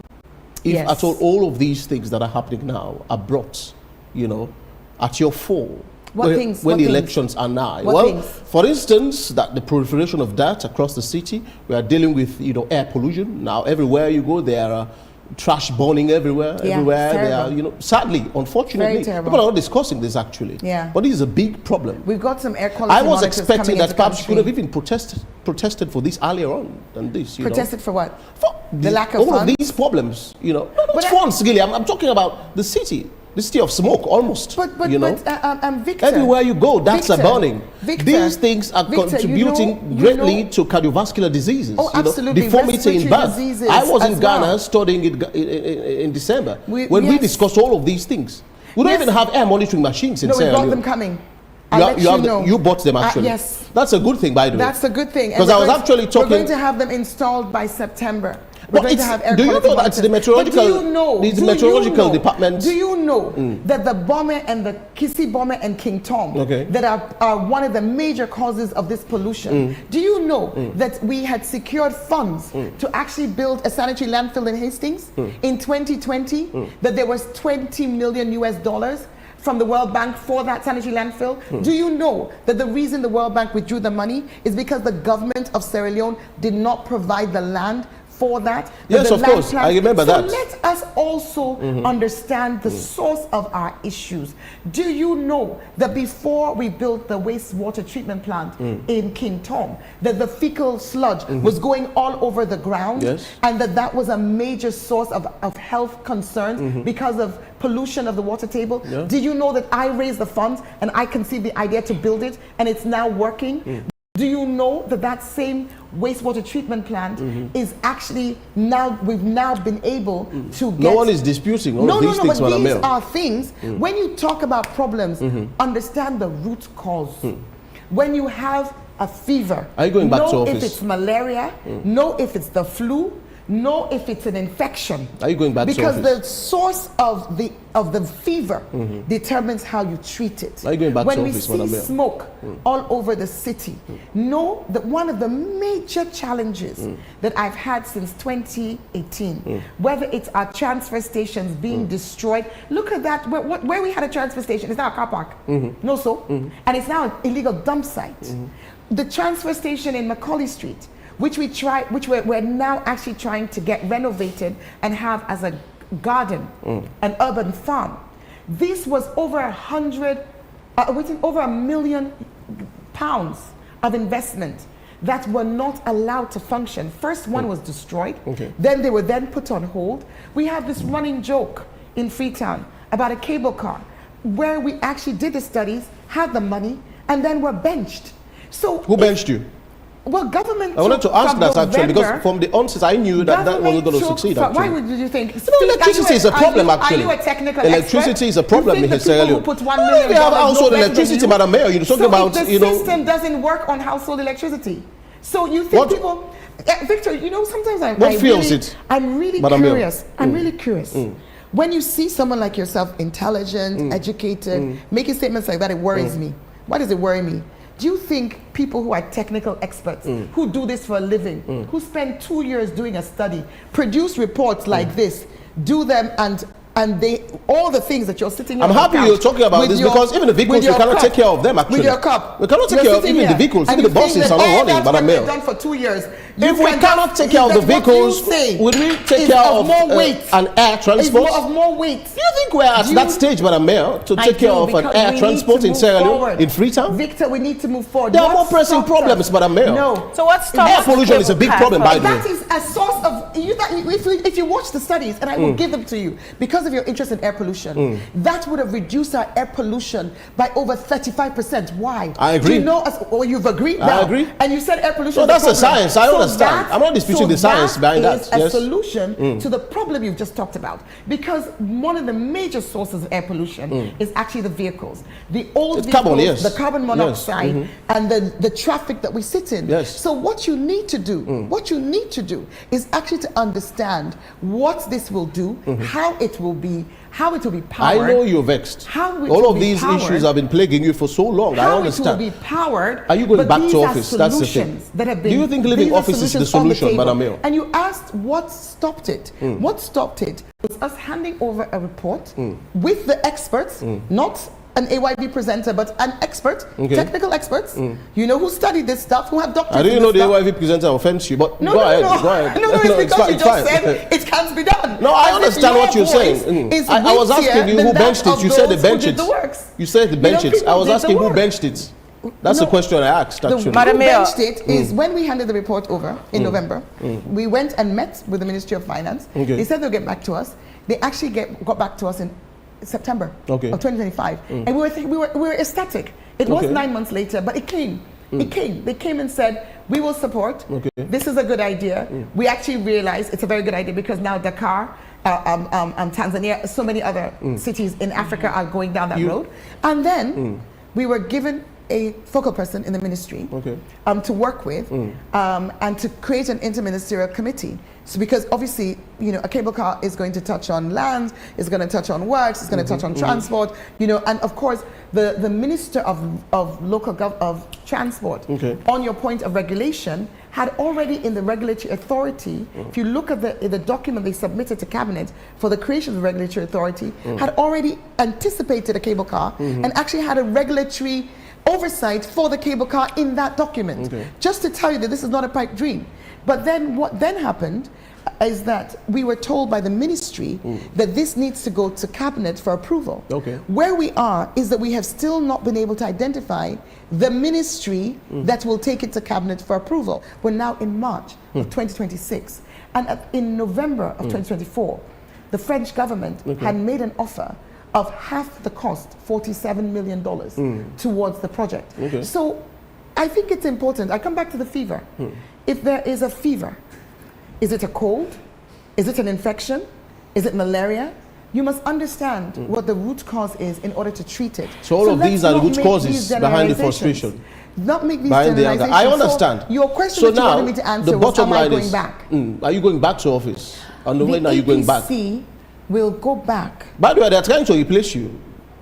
You know, I'm just being honest. They are trying to replace you. Well, I saw there has to be a the legal AI-generated, you know, there has to be a legal regalia route for and replacement everything. when lots of people are acting mayors today. Yeah, like via you have AI. a lot of accomplices now, or colleague mayors. AI does not make you a mayor. I understand. An election Madam Mayor, of the people of Sierra Leone are you going back? of Freetown makes you Are election. you going back to Of course office? we're going back. When? When the APC has called an end So to it the all boils down boycott. to the APC again. The APC We're still exhausting the APC. The APC is the political party I represent.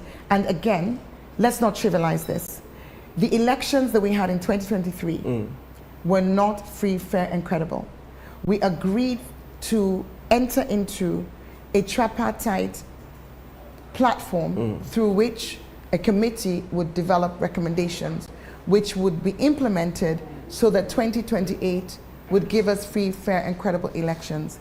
The APC boycott is because of the implementation of those electoral reforms. Okay. That is the reason for the boycott.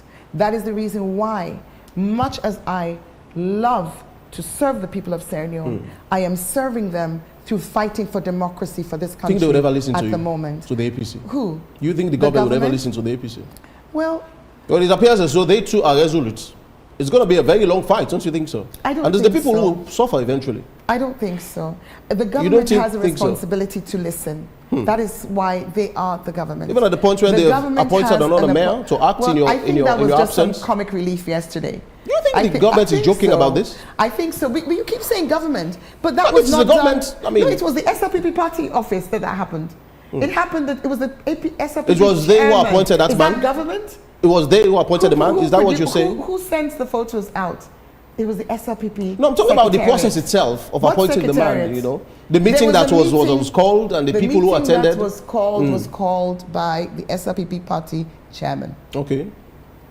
As far as I am aware, when I last looked at the act, there's no reference to party chairman in the Local Government Act. Madam Mayor, earlier on you spoke of the picking up of dead bodies and the like. I think it was on the 31st of October that a protocol was sent out. It's a protocol on the removal, examination, and dignified burial of dead bodies found on the street or public places in Freetown, you know, and they made these, number one, it's a public to call police hotline, 900 on all mobile networks, police medical examiner to visit. Of course, there were several of them, about 9 of them. And on the 1st of November, you, of course, did remind the public that going forward, they shouldn't be calling the FCC. How is this playing out? Because in recent times, we've seen dead bodies on the streets unattended and producing foul smell in communities. And this is hazardous. I think this is the difference between rhetoric and reality, between statements and processes. So who put out these protocols? Those protocols were put out by government. Government under which ministry? Ministry of Local Government and Ministry of Health. Okay. And, you know, I think that the challenge is, and I see this every day in the work that I do, it's one thing to say things, it's another thing to be able to do them. And one of the things that I'm passionate about and that I brought to Freetown City Council is processes. When you say you're going to do something, you must think of the how. You know, it's not just a question of having a number, but what is the system to ensure that that number, what comes from that number, you know, gets sent out to your relevant, you know, sort of teams, the police, that you ensure that you have fuel for the vehicles that need to do the collection, that you have the equipment. So when we began to see in 2022 the manifestation of the Kush crisis, which is not seen anywhere. I mean, we are all citizens of the world. You know, we're not in a cocoon or in a bubble here in Sierra Leone. We go to Monrovia, we go to Banjul, we go to Lagos, we go to Dakar, we go to Nairobi. Please, tell me of one city where on a daily basis you see corpses on their streets, other than places like Tehran and, you know, Gaza, where there are wars. So let's not pretend that this is normal. It's not normal. And when it began to happen, I was concerned. You know, I actually called a meeting of team members and said, we need to record this, because I need to understand, like, is there a pattern? What's going on? So we began to collect data. We held a roundtable with young people and other people involved in the Kush crisis. This is before I went out of office for the elections. This was towards the end of 2022 or the beginning of 2023. And then when I came back in 2023, I realized that, gosh, this isn't getting better, this is getting worse. And at that point, we designated specific staff to be the burial team. We created, you know, sort of financial systems for the requests to be made for the purchasing of body bags, tarpaulin, disinfectant, and so on. But all the time, also raising my voice in concern. The analogy of the fever applies here as well. I can pick up the dead bodies, but more important than picking up the dead bodies is stopping the bodies from dying on the streets. So I did raise this issue. I raised it informally, I raised it formally. In September, I wrote to the Minister of Internal Affairs.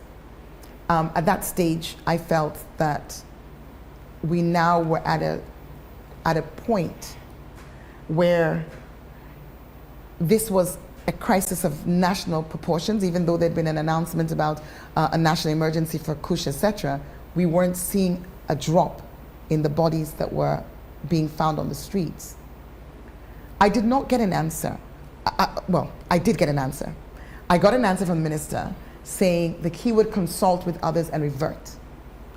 Before I received that second reply, whatever it was going to be, I was in another media house and I was asked, how many bodies have we collected so far?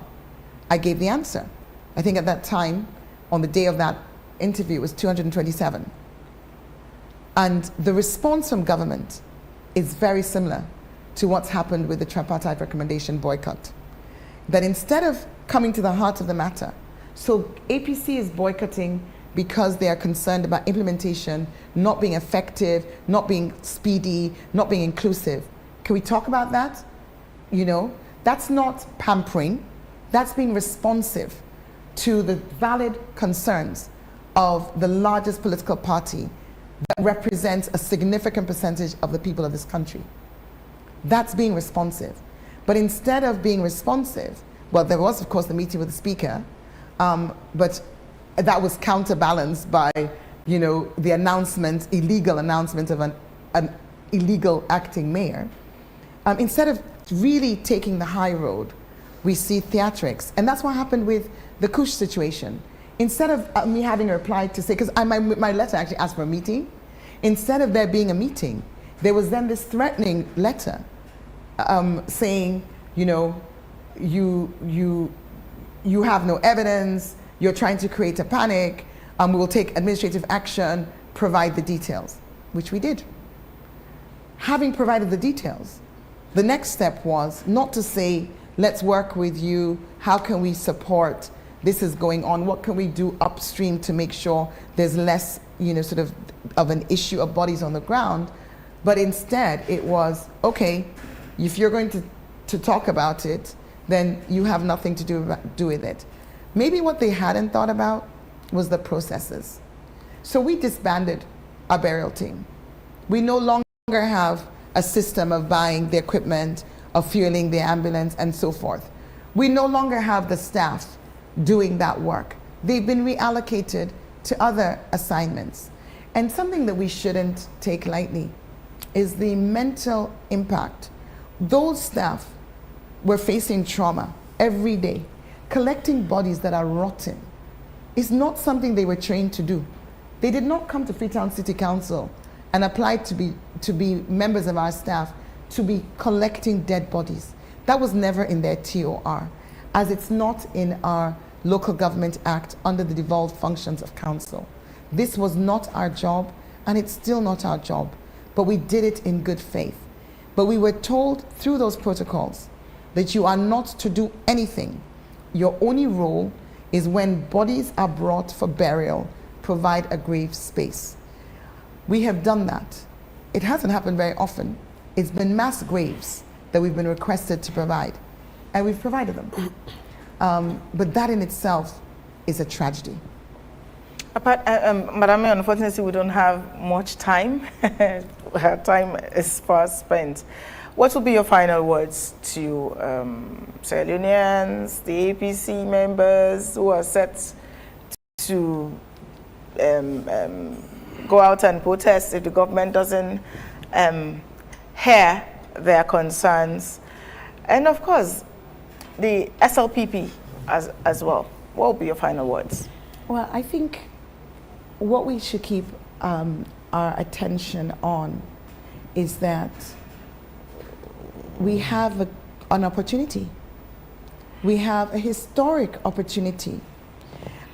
When the Agreement for National Unity was signed, this is something that was applauded across the continent, across the region, as a progressive way forward, as a way to deal with elections disputes. We came to the table. We didn't go to the streets. We signed that agreement in good faith. The work of the tripartite recommendation development has been done in good faith. Now let's implement in good faith. My message to Freetonians is that the work that I have been doing is work that I'm passionate about doing. The lives that we've been transforming in this city is something that is very, very close to my heart. And I don't want to be away for any other reason than the fact that I view this democratic impasse or this electoral reform process implementation impasse as being so important, not only to myself as a participant in the political landscape, but to the residents who are voters. But I must say as well, I want us to also remember that the solutions to the problems that we see require us to fully understand the problems. One of the things that I will certainly make a priority in my new government when I win the elections in 2028 will be that the local councils, as happens everywhere in the world, will hire their own administrative staff.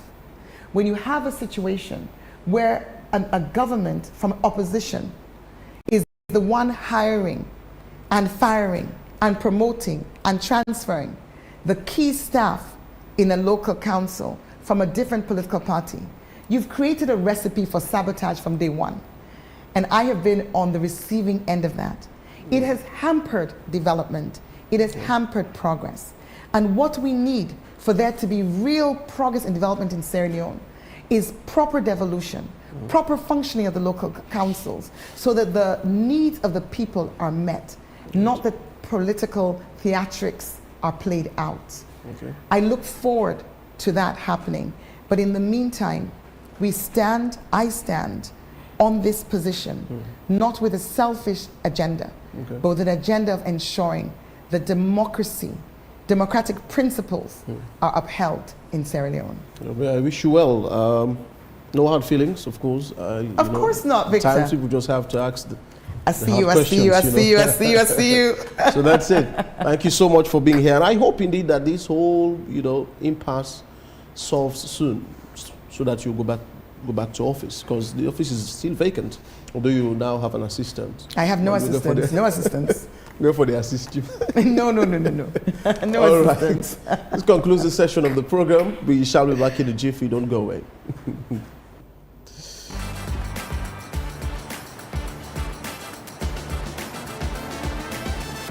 In the heart of Sierra Leone's dynamic rhythm, Rocal Commercial Bank is your beat to a brighter financial future. We're not just a bank, but we're your financial partner committed to your success. We've got the financial tools you need to rise higher. Our team is here to serve you with speed and a smile because your time matters to us. So, are you ready to unlock financial prosperity? Highlighting key banking services such as Keke loans, Combra account, fixed deposits, SME loans, internet and corporate banking, from savings that grow your dreams to loans that fuel your ambitions. Demonstrating fast and friendly customer service. Showcasing cutting-edge banking technology and ATMs.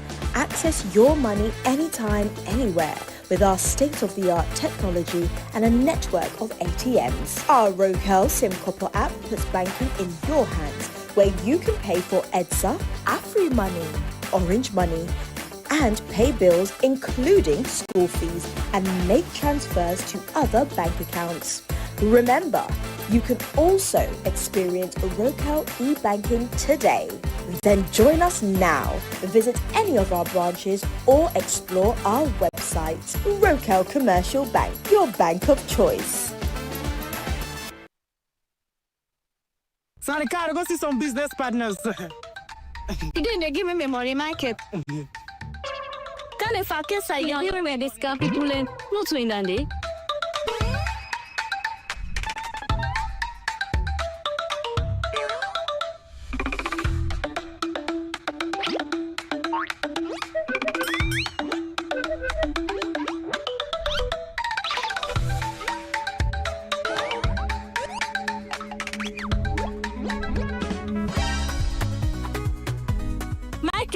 Today you pay me my money. I don't send it for let you help me send money in Ghana. 2 weeks now you not send me money and 10 you not give me back my money. Today give me my money. You know ever sabi goodness in life. I send back your money, but trust me, today na the very last day I ever send money for now.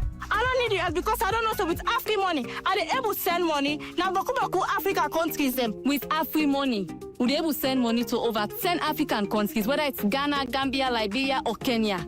If me party didn't know this, we not follow the party grammar right now. Okay, una go regret. I mean, now me not una go regret. The best part right now, Michael, with Afri money, you dey able send money even if you not use app, even if you not the online directly. All you need for do, you just dial *161#. Pam, your money don't go. So I don't need the help again. Thief man. Thank you. Send money to over 10 African countries instantly with AfriMoney. No stress, no excuses. Just dial *161*1*6# now. AfriMoney, quick and easy.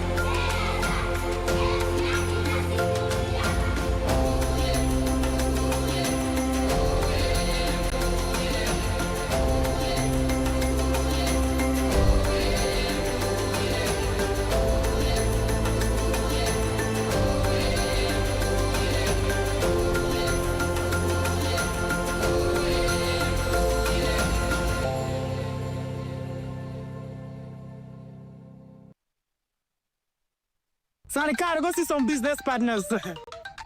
Today they give me my money, Michael. Can if I kiss a young where this can people in not to Indy.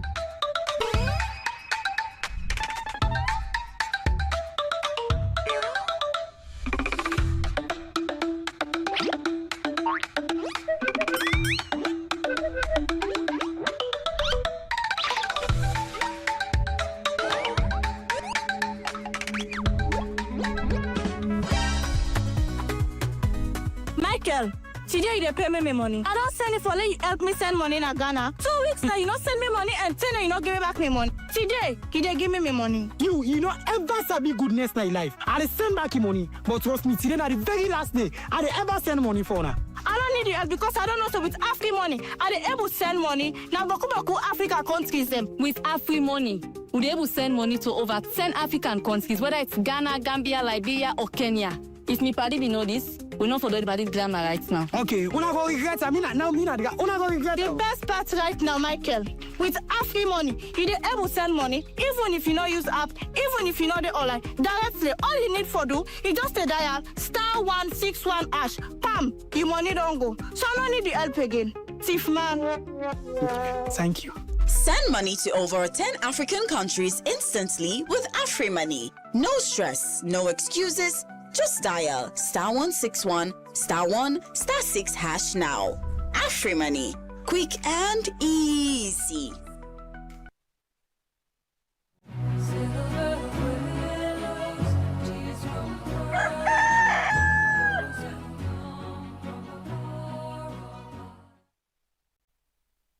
All right, welcome back. We're still here with you. Thank you very much indeed for joining us this morning. You're welcome to the second and the final, segment of the program this morning. Do not forget to, continue to engage our comment section on Facebook. We're also on YouTube, and of course, we're also live on TikTok this morning. Now, in this final segment, we've been joined by Jamaican reggae dancehall artist Aqane Tycoon, who is in Sierra Leone through the Ministry of Tourism, something they've been doing in cultural affairs. He's here for the second time, after the One Nation Reggae Festival. He's here this morning to, in Sierra Leone for the second time to join in collaboration, to organize a youth creative initiative. They've titled it Children Have a Voice, hosting music camps across the country with the school kids along the young musician, Leonus D Genius, community cleanups, among other things. He's also here to talk about his recently released EP. He's titled it Tycoon Love. We also have, flanked by him this morning, Francis Momo. Now, Francis is Research and Development Officer at the Ministry of Tourism and Cultural Affairs. Good morning, welcome, gentlemen. Yeah, greetings. It's a pleasure having you. Thank you so much. You are here for the second time. Yes. Have you tasted any of our delicacies in any way? I had potato leaf. Potato leaf? What about cassava leaves? Nice. No, I don't eat any meat, and I know the cassava leaf is prepared with normally fish or chicken, right? Even potato leaves. Okay, they didn't prepare yours with fish or chicken. I'm not sure they've told you about cassava leaf. Oh, I see, okay. You should try cassava leaves. Cassava leaf, but I haven't got to try it yet, the vegan style. So wherever I can try it in the vegan style. It'll be nice. Yes. Don't worry, you'll be introduced to it in the jiffy. But welcome again for the second time. Thank you. You like Sierra Leone? You like coming? Yes, it's like a home away from home, I would explain it as. Yeah. Indeed. Tell us about this, your program. The program, doing, so it's called the Tycoon and Friends Children Have a Voice initiative featuring Leonus D Genius. It's dedicated to inspiring and uplifting the creative talent within Freetown, Sierra Leone. I remember upon reaching for the One Nation Reggae Festival, there was a speech given by Dr. Julius Spencer about music, and he was saying that the musical space in Freetown is it has a lot of potential, and the maximum potential has not been reached due to, not being substantiated or being ignored.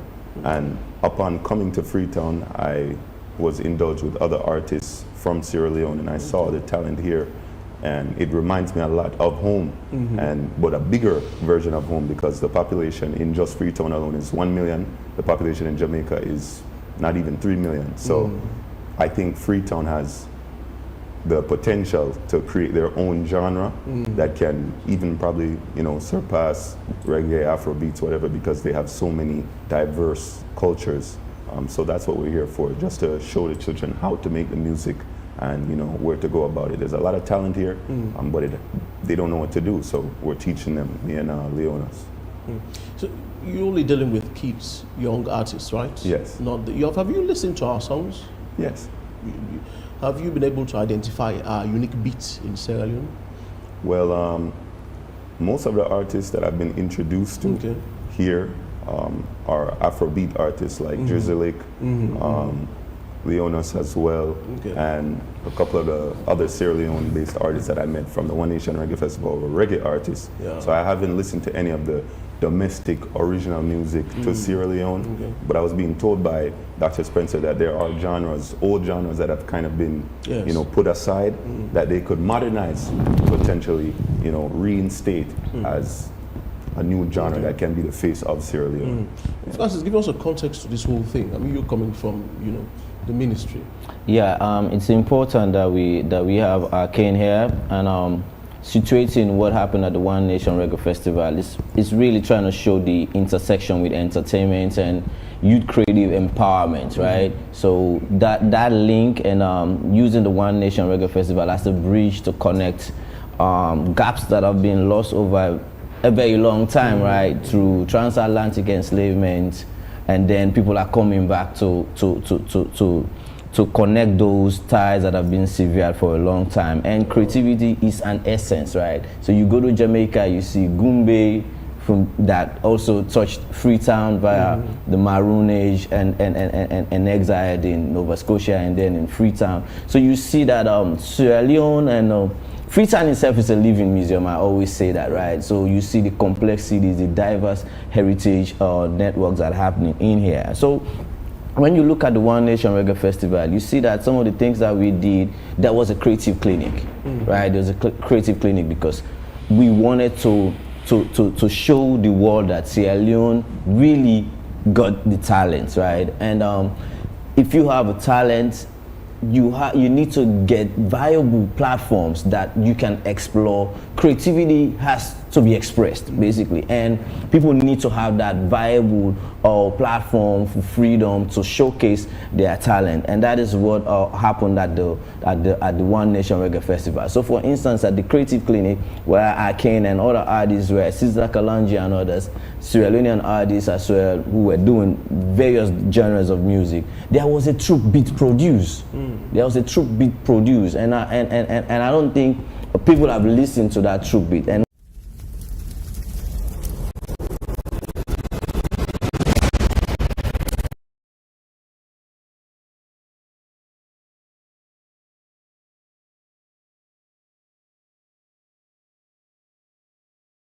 of Sierra Leone's diverse heritage. So whether it is Manding music, whether it is Boo music, whether it's Milo jazz, all of these have encompassed in that beat, and people are using that beat. So people that went to the Creative Clinic, a lot of artists went to the Creative Clinic. So basically, the Ministry of Tourism inspired that creative exchange, and that is the creative beat is the true beat is a product of the Creative Clinic.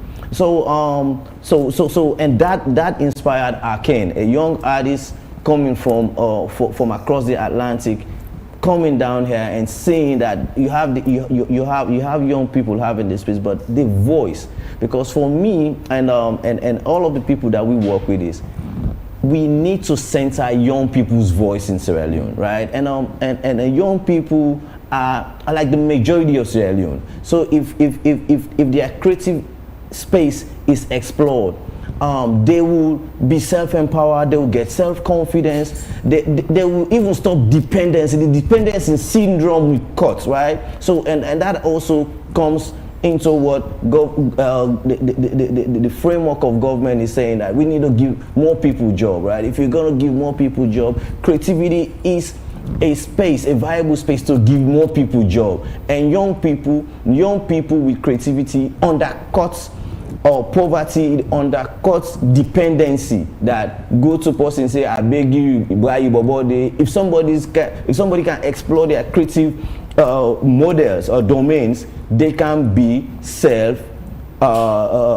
empowered and they can be independent, and that's what we need. And this initiative with Aqane. Leonus is a young man. He produces his own stuff. He's not just a musician, right? He produces beats. So that itself, as a young man, is important for Sierra Leone's creative sector. And having young people talking to their peers, it is phenomenal, right? It's not like a professor coming to talk to them about the creative essence of Sierra Leone. No, they can talk to themselves. So they have their own voice so that they could explore. You have to give them the platform so that they could come out and then express themselves. And then you see that, because it's not just about the music. There is a moral compass that needs to be guided by music. So that's why we have this problem in Sierra Leone, that people will sing, but they lack the moral fortitude, right? They will do certain things that is not a model. Because when you say you're a musician, for instance, let's just say reggae as a genre, reggae is not, if you are not conscious, you cannot do reggae. If you don't know the social malaise of your society and use all mitigating factors, then you cannot do reggae as a genre of music. So it shows that you can use that model of music, you can use Sierra Leone traditional music based on the cultural values of the country, and then inspire young people for civic leadership. That these are basically the crux of what's happening within the remit of Aqane's work and being supported by the Ministry of Tourism and Cultural Affairs. Okay. Aqane, clearly you'll be interacting and dealing directly with young people. What impact do you hope this initiative, Children Have a Voice, would have on these young people that you'll be dealing with directly? Well, building off of what Francis said, is to give them the confidence and the commitment to, trust their own voice through creativity. You know what I'm saying? A lot of times children are ignored by adults when it comes to emotional support and emotional awareness, and creativity is a nice space to let out those emotions and give them a channel. And once they get that channel, studies show that through doing music, whether it be playing an instrument, dancing, songwriting, production, anything, it connects the left hemisphere and the right hemisphere of the brain, which creates better academic achievement for children, better emotional awareness, and better mental awareness. So that can keep them off the streets, keep them involved and indulged in something when they're outside of school, and also, have them act better amongst their peers and be better leaders amongst their peers through music. So should we expect to see collaborations between yourself and other young artists here in Sierra Leone after these music camps? Yes, of course. I've already collaborated with Agape School, Lady Patricia, and remind me the name of the third school again. Bishop Jane Middleton. Bishop Jane. We made music with all three schools. And I have songs as well with Leonus D Genius coming out soon, and other Freetown-based artists as well. So beyond music camps, I mean, you'd also be engaging in community cleanups. Why was it necessary to incorporate, this social responsibility into this step? Well, my mentor, Cesar Kalandri, who was also here at the last One Nation Reggae Festival, he started that initiative called Keep It Clean with the Minister of Tourism. So just being that he's my mentor and I get a lot of inspiration from him, we're just following up on that initiative. And also, it's something I was involved with back in home, between the States and Jamaica. So I've always been involved in the community, not just music, but connecting the music to the commitment to the communities. So your new EP, Tycoon Love, it has just been released. What message runs through the project? Well, Tycoon Love EP was the ending of a trilogy project that I do every Valentine's Day. It's a dancehall project, which is a little bit more on the fun side of Jamaican music. Reggae is more conscious, it's more about upliftment, about awareness. Dancehall is more fun music. It would be similar to Afro beats, just a little bit harder drum bass lines, but there are other similarities. And it's just a love project for the ladies, you know what I mean? So it's 4 love songs strictly dedicated to love, Tycoon Love. And you're here to spread love? Yes, all the time. Okay, Mr. Momo. So beyond festivals, how's the ministry supporting creative industries and youth talent development? Yes, I think the ministry had made it a responsibility. This year alone, in 2026, has been declared the year of culture and creativity, right? So, and you see that all of the activities that the ministry is doing now pieces to this grand platform of culture and creativity. So you're looking at project with the Rainbow City, with giving that kind of vibrancy to just the landscape of Mount Oriel, engaging in creative enhancement for young people, try to build on the cultural integrity of the country, inform young people to understand Sierra Leone's role in the creation of the modern world, the role in preserving sites of enslavement. So there's a lot going on in the year of culture and creativity. And that was one of the fundamental principles and framework upon which the One Nation Reggae Festival was built. Because most times when people talk about entertainment, it's just this fun part of it in Sierra Leone, right? So when we initiated the One Nation Reggae Festival through the Ministry of Tourism, is try to tell people that entertainment can intersect with sustainable development, right? And sustainable development can never happen when the people are not in the center, right? And then culture is a unique portal for global development, because I can tell you from research that the Sustainable Development Goals, the SDGs, all of the pillars of the SDGs are, culture is entrenched in it. Culture is entrenched in it. So whether it is you want to fight corruption, there's a culture that has to underpin you wanting to stop it, right? So culture is like you say, there's a personality issue, a concept within culture, and that is what we're working around and building all of the other layers to make people understand that we can use culture and change the landscape of Sierra Leone. We can use culture to make people know that Sierra Leone is better than the Ebola perception that you know Sierra Leone about, the blood diamond Sierra Leone that you know about. Everything you can use culture as the power to change negative narratives in a nation. So themed event like the One Nation Reggae Festival, I think, is inspired not only Sierra Leoneans but the world at large, because now if 2025 alone, there's not been any reggae festival or a space for entertainment that is intersected with education and sustainable development that happened on the continent at that level as One Nation Reggae Festival in Sierra Leone. So that itself is a plus. That itself is a change of public perception or global perception on Sierra Leone. There was a lot of media outreach on Sierra Leone, and even now, people are following. They want to know. They've garnered a lot of interest. When Aqane is here, a lot of people are following. Producers are following. They want to know why is Aqane here, right? So I can tell you that Aqane paid his own tickets to come here and do this thing, which is also trying to show that there is a commitment for people to collaborate across the Atlantic. Because over time, the channel has been closed. Over time, the gap in knowledge that people of African descent know about the continent is small. So Aqane came to Africa for the first time through One Nation Reggae Festival, and his perception about the continent has changed, and Sierra Leone in particular, right? So he now knows about Sierra Leone's connection with Jamaica. He knows about the Maroon connection with Jamaica. Prior to him coming here, he didn't know deeply about the heritage connections with Sierra Leone. Has he been to the Maroon church? Yes. Yes. Oh, okay. It's on. So those are the components. In the One Nation Reggae Festival, we did in those 6 days, we did tours of sites that connect Sierra Leone and the wider world. Did you go to Banana Island?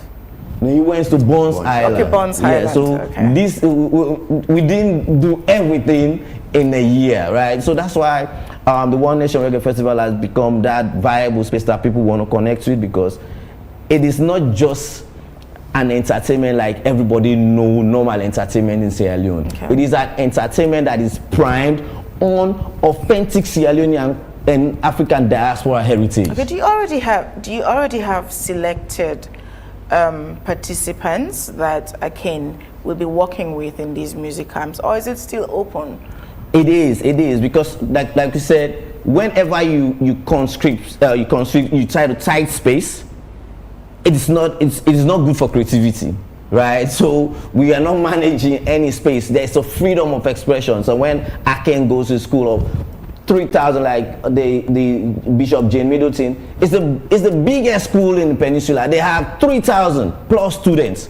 That is more than some universities in Sierra Leone, right? He was there, and the kids were just flowing with their expression. So they were doing beats there live, no writing of anything. The kids were doing their stuff, they were recording there, they were producing stuff there. So he has the remit to work with anybody, right, that has that creative knowledge, that want to empower Sierra Leone, because we want to really look at the cultural values of Sierra Leone. We do not want any music that goes out of Sierra Leone that undermines Sierra Leone, basically, or that undermines the cultural values of Sierra Leone. So it is important for him also to network with people. Once he's out there, he talks to people, they talk to artists, they can synergize their thoughts, and then they see where they align. Then, because creativity is also alignment. It's also alignment. Creativity has a huge spiritual component that a lot of people don't understand anthropologically, right? So he has the freedom to sit with people, look at their own framework of their minds, and then once they align, there is magic that will happen. So that's how music happens. So there are young people who might be watching now and would be saying, wow, I would like to be a part of these music camps, but they don't know what to do to get to participate in these music camps. What should they do? Yeah, so we had the flyers out for everything that is going on, and there are contacts there too. But I'll make this also open to everybody. On the 28th at Riptide Sunset Resort, which is on College Road in Godrich, we are having the final creative camp. There's like a finale where any creative young kids will come. They have their session there. Aqane and Leonus D Genius, we collaborate with these kids. They will show them songwriting, tell them the ethical considerations to how you make these songs, the beats, the production, and they will perform. And the kids also that will be there will perform. So like Aqane was saying, he has collaborated with the students, right? The kids in the schools. So they already have a beat. So the kids are gonna sing their own song that is giving them their voice. So they're gonna perform those activities there at Riptide Sunset Resort. That will be play camps for them. We're setting a kids kind of play area for them, and then after that in the evening we'll also have live band performances, open mic. Aqane, his collaboration with Leonus D Genius will be showed live. They're gonna perform the song they've created when he came. So every day they leave the studio or they go to spaces, they go into the room, himself and Leonus, and then just create. So they're gonna show the world that on the 28th at Riptide. We'll have a band there, and then it's gonna be an open mic. Anybody that you know you're a creative, come on and then hop on the band and then just show what you have. Perhaps you get your breakthrough there. Is it a free gate or? It's free, nothing is paid for. It's free. Okay, Mr. Mama, could initiatives like this help position Sierra Leone as a regional destination for music and cultural tourism? What do you think? It's like you.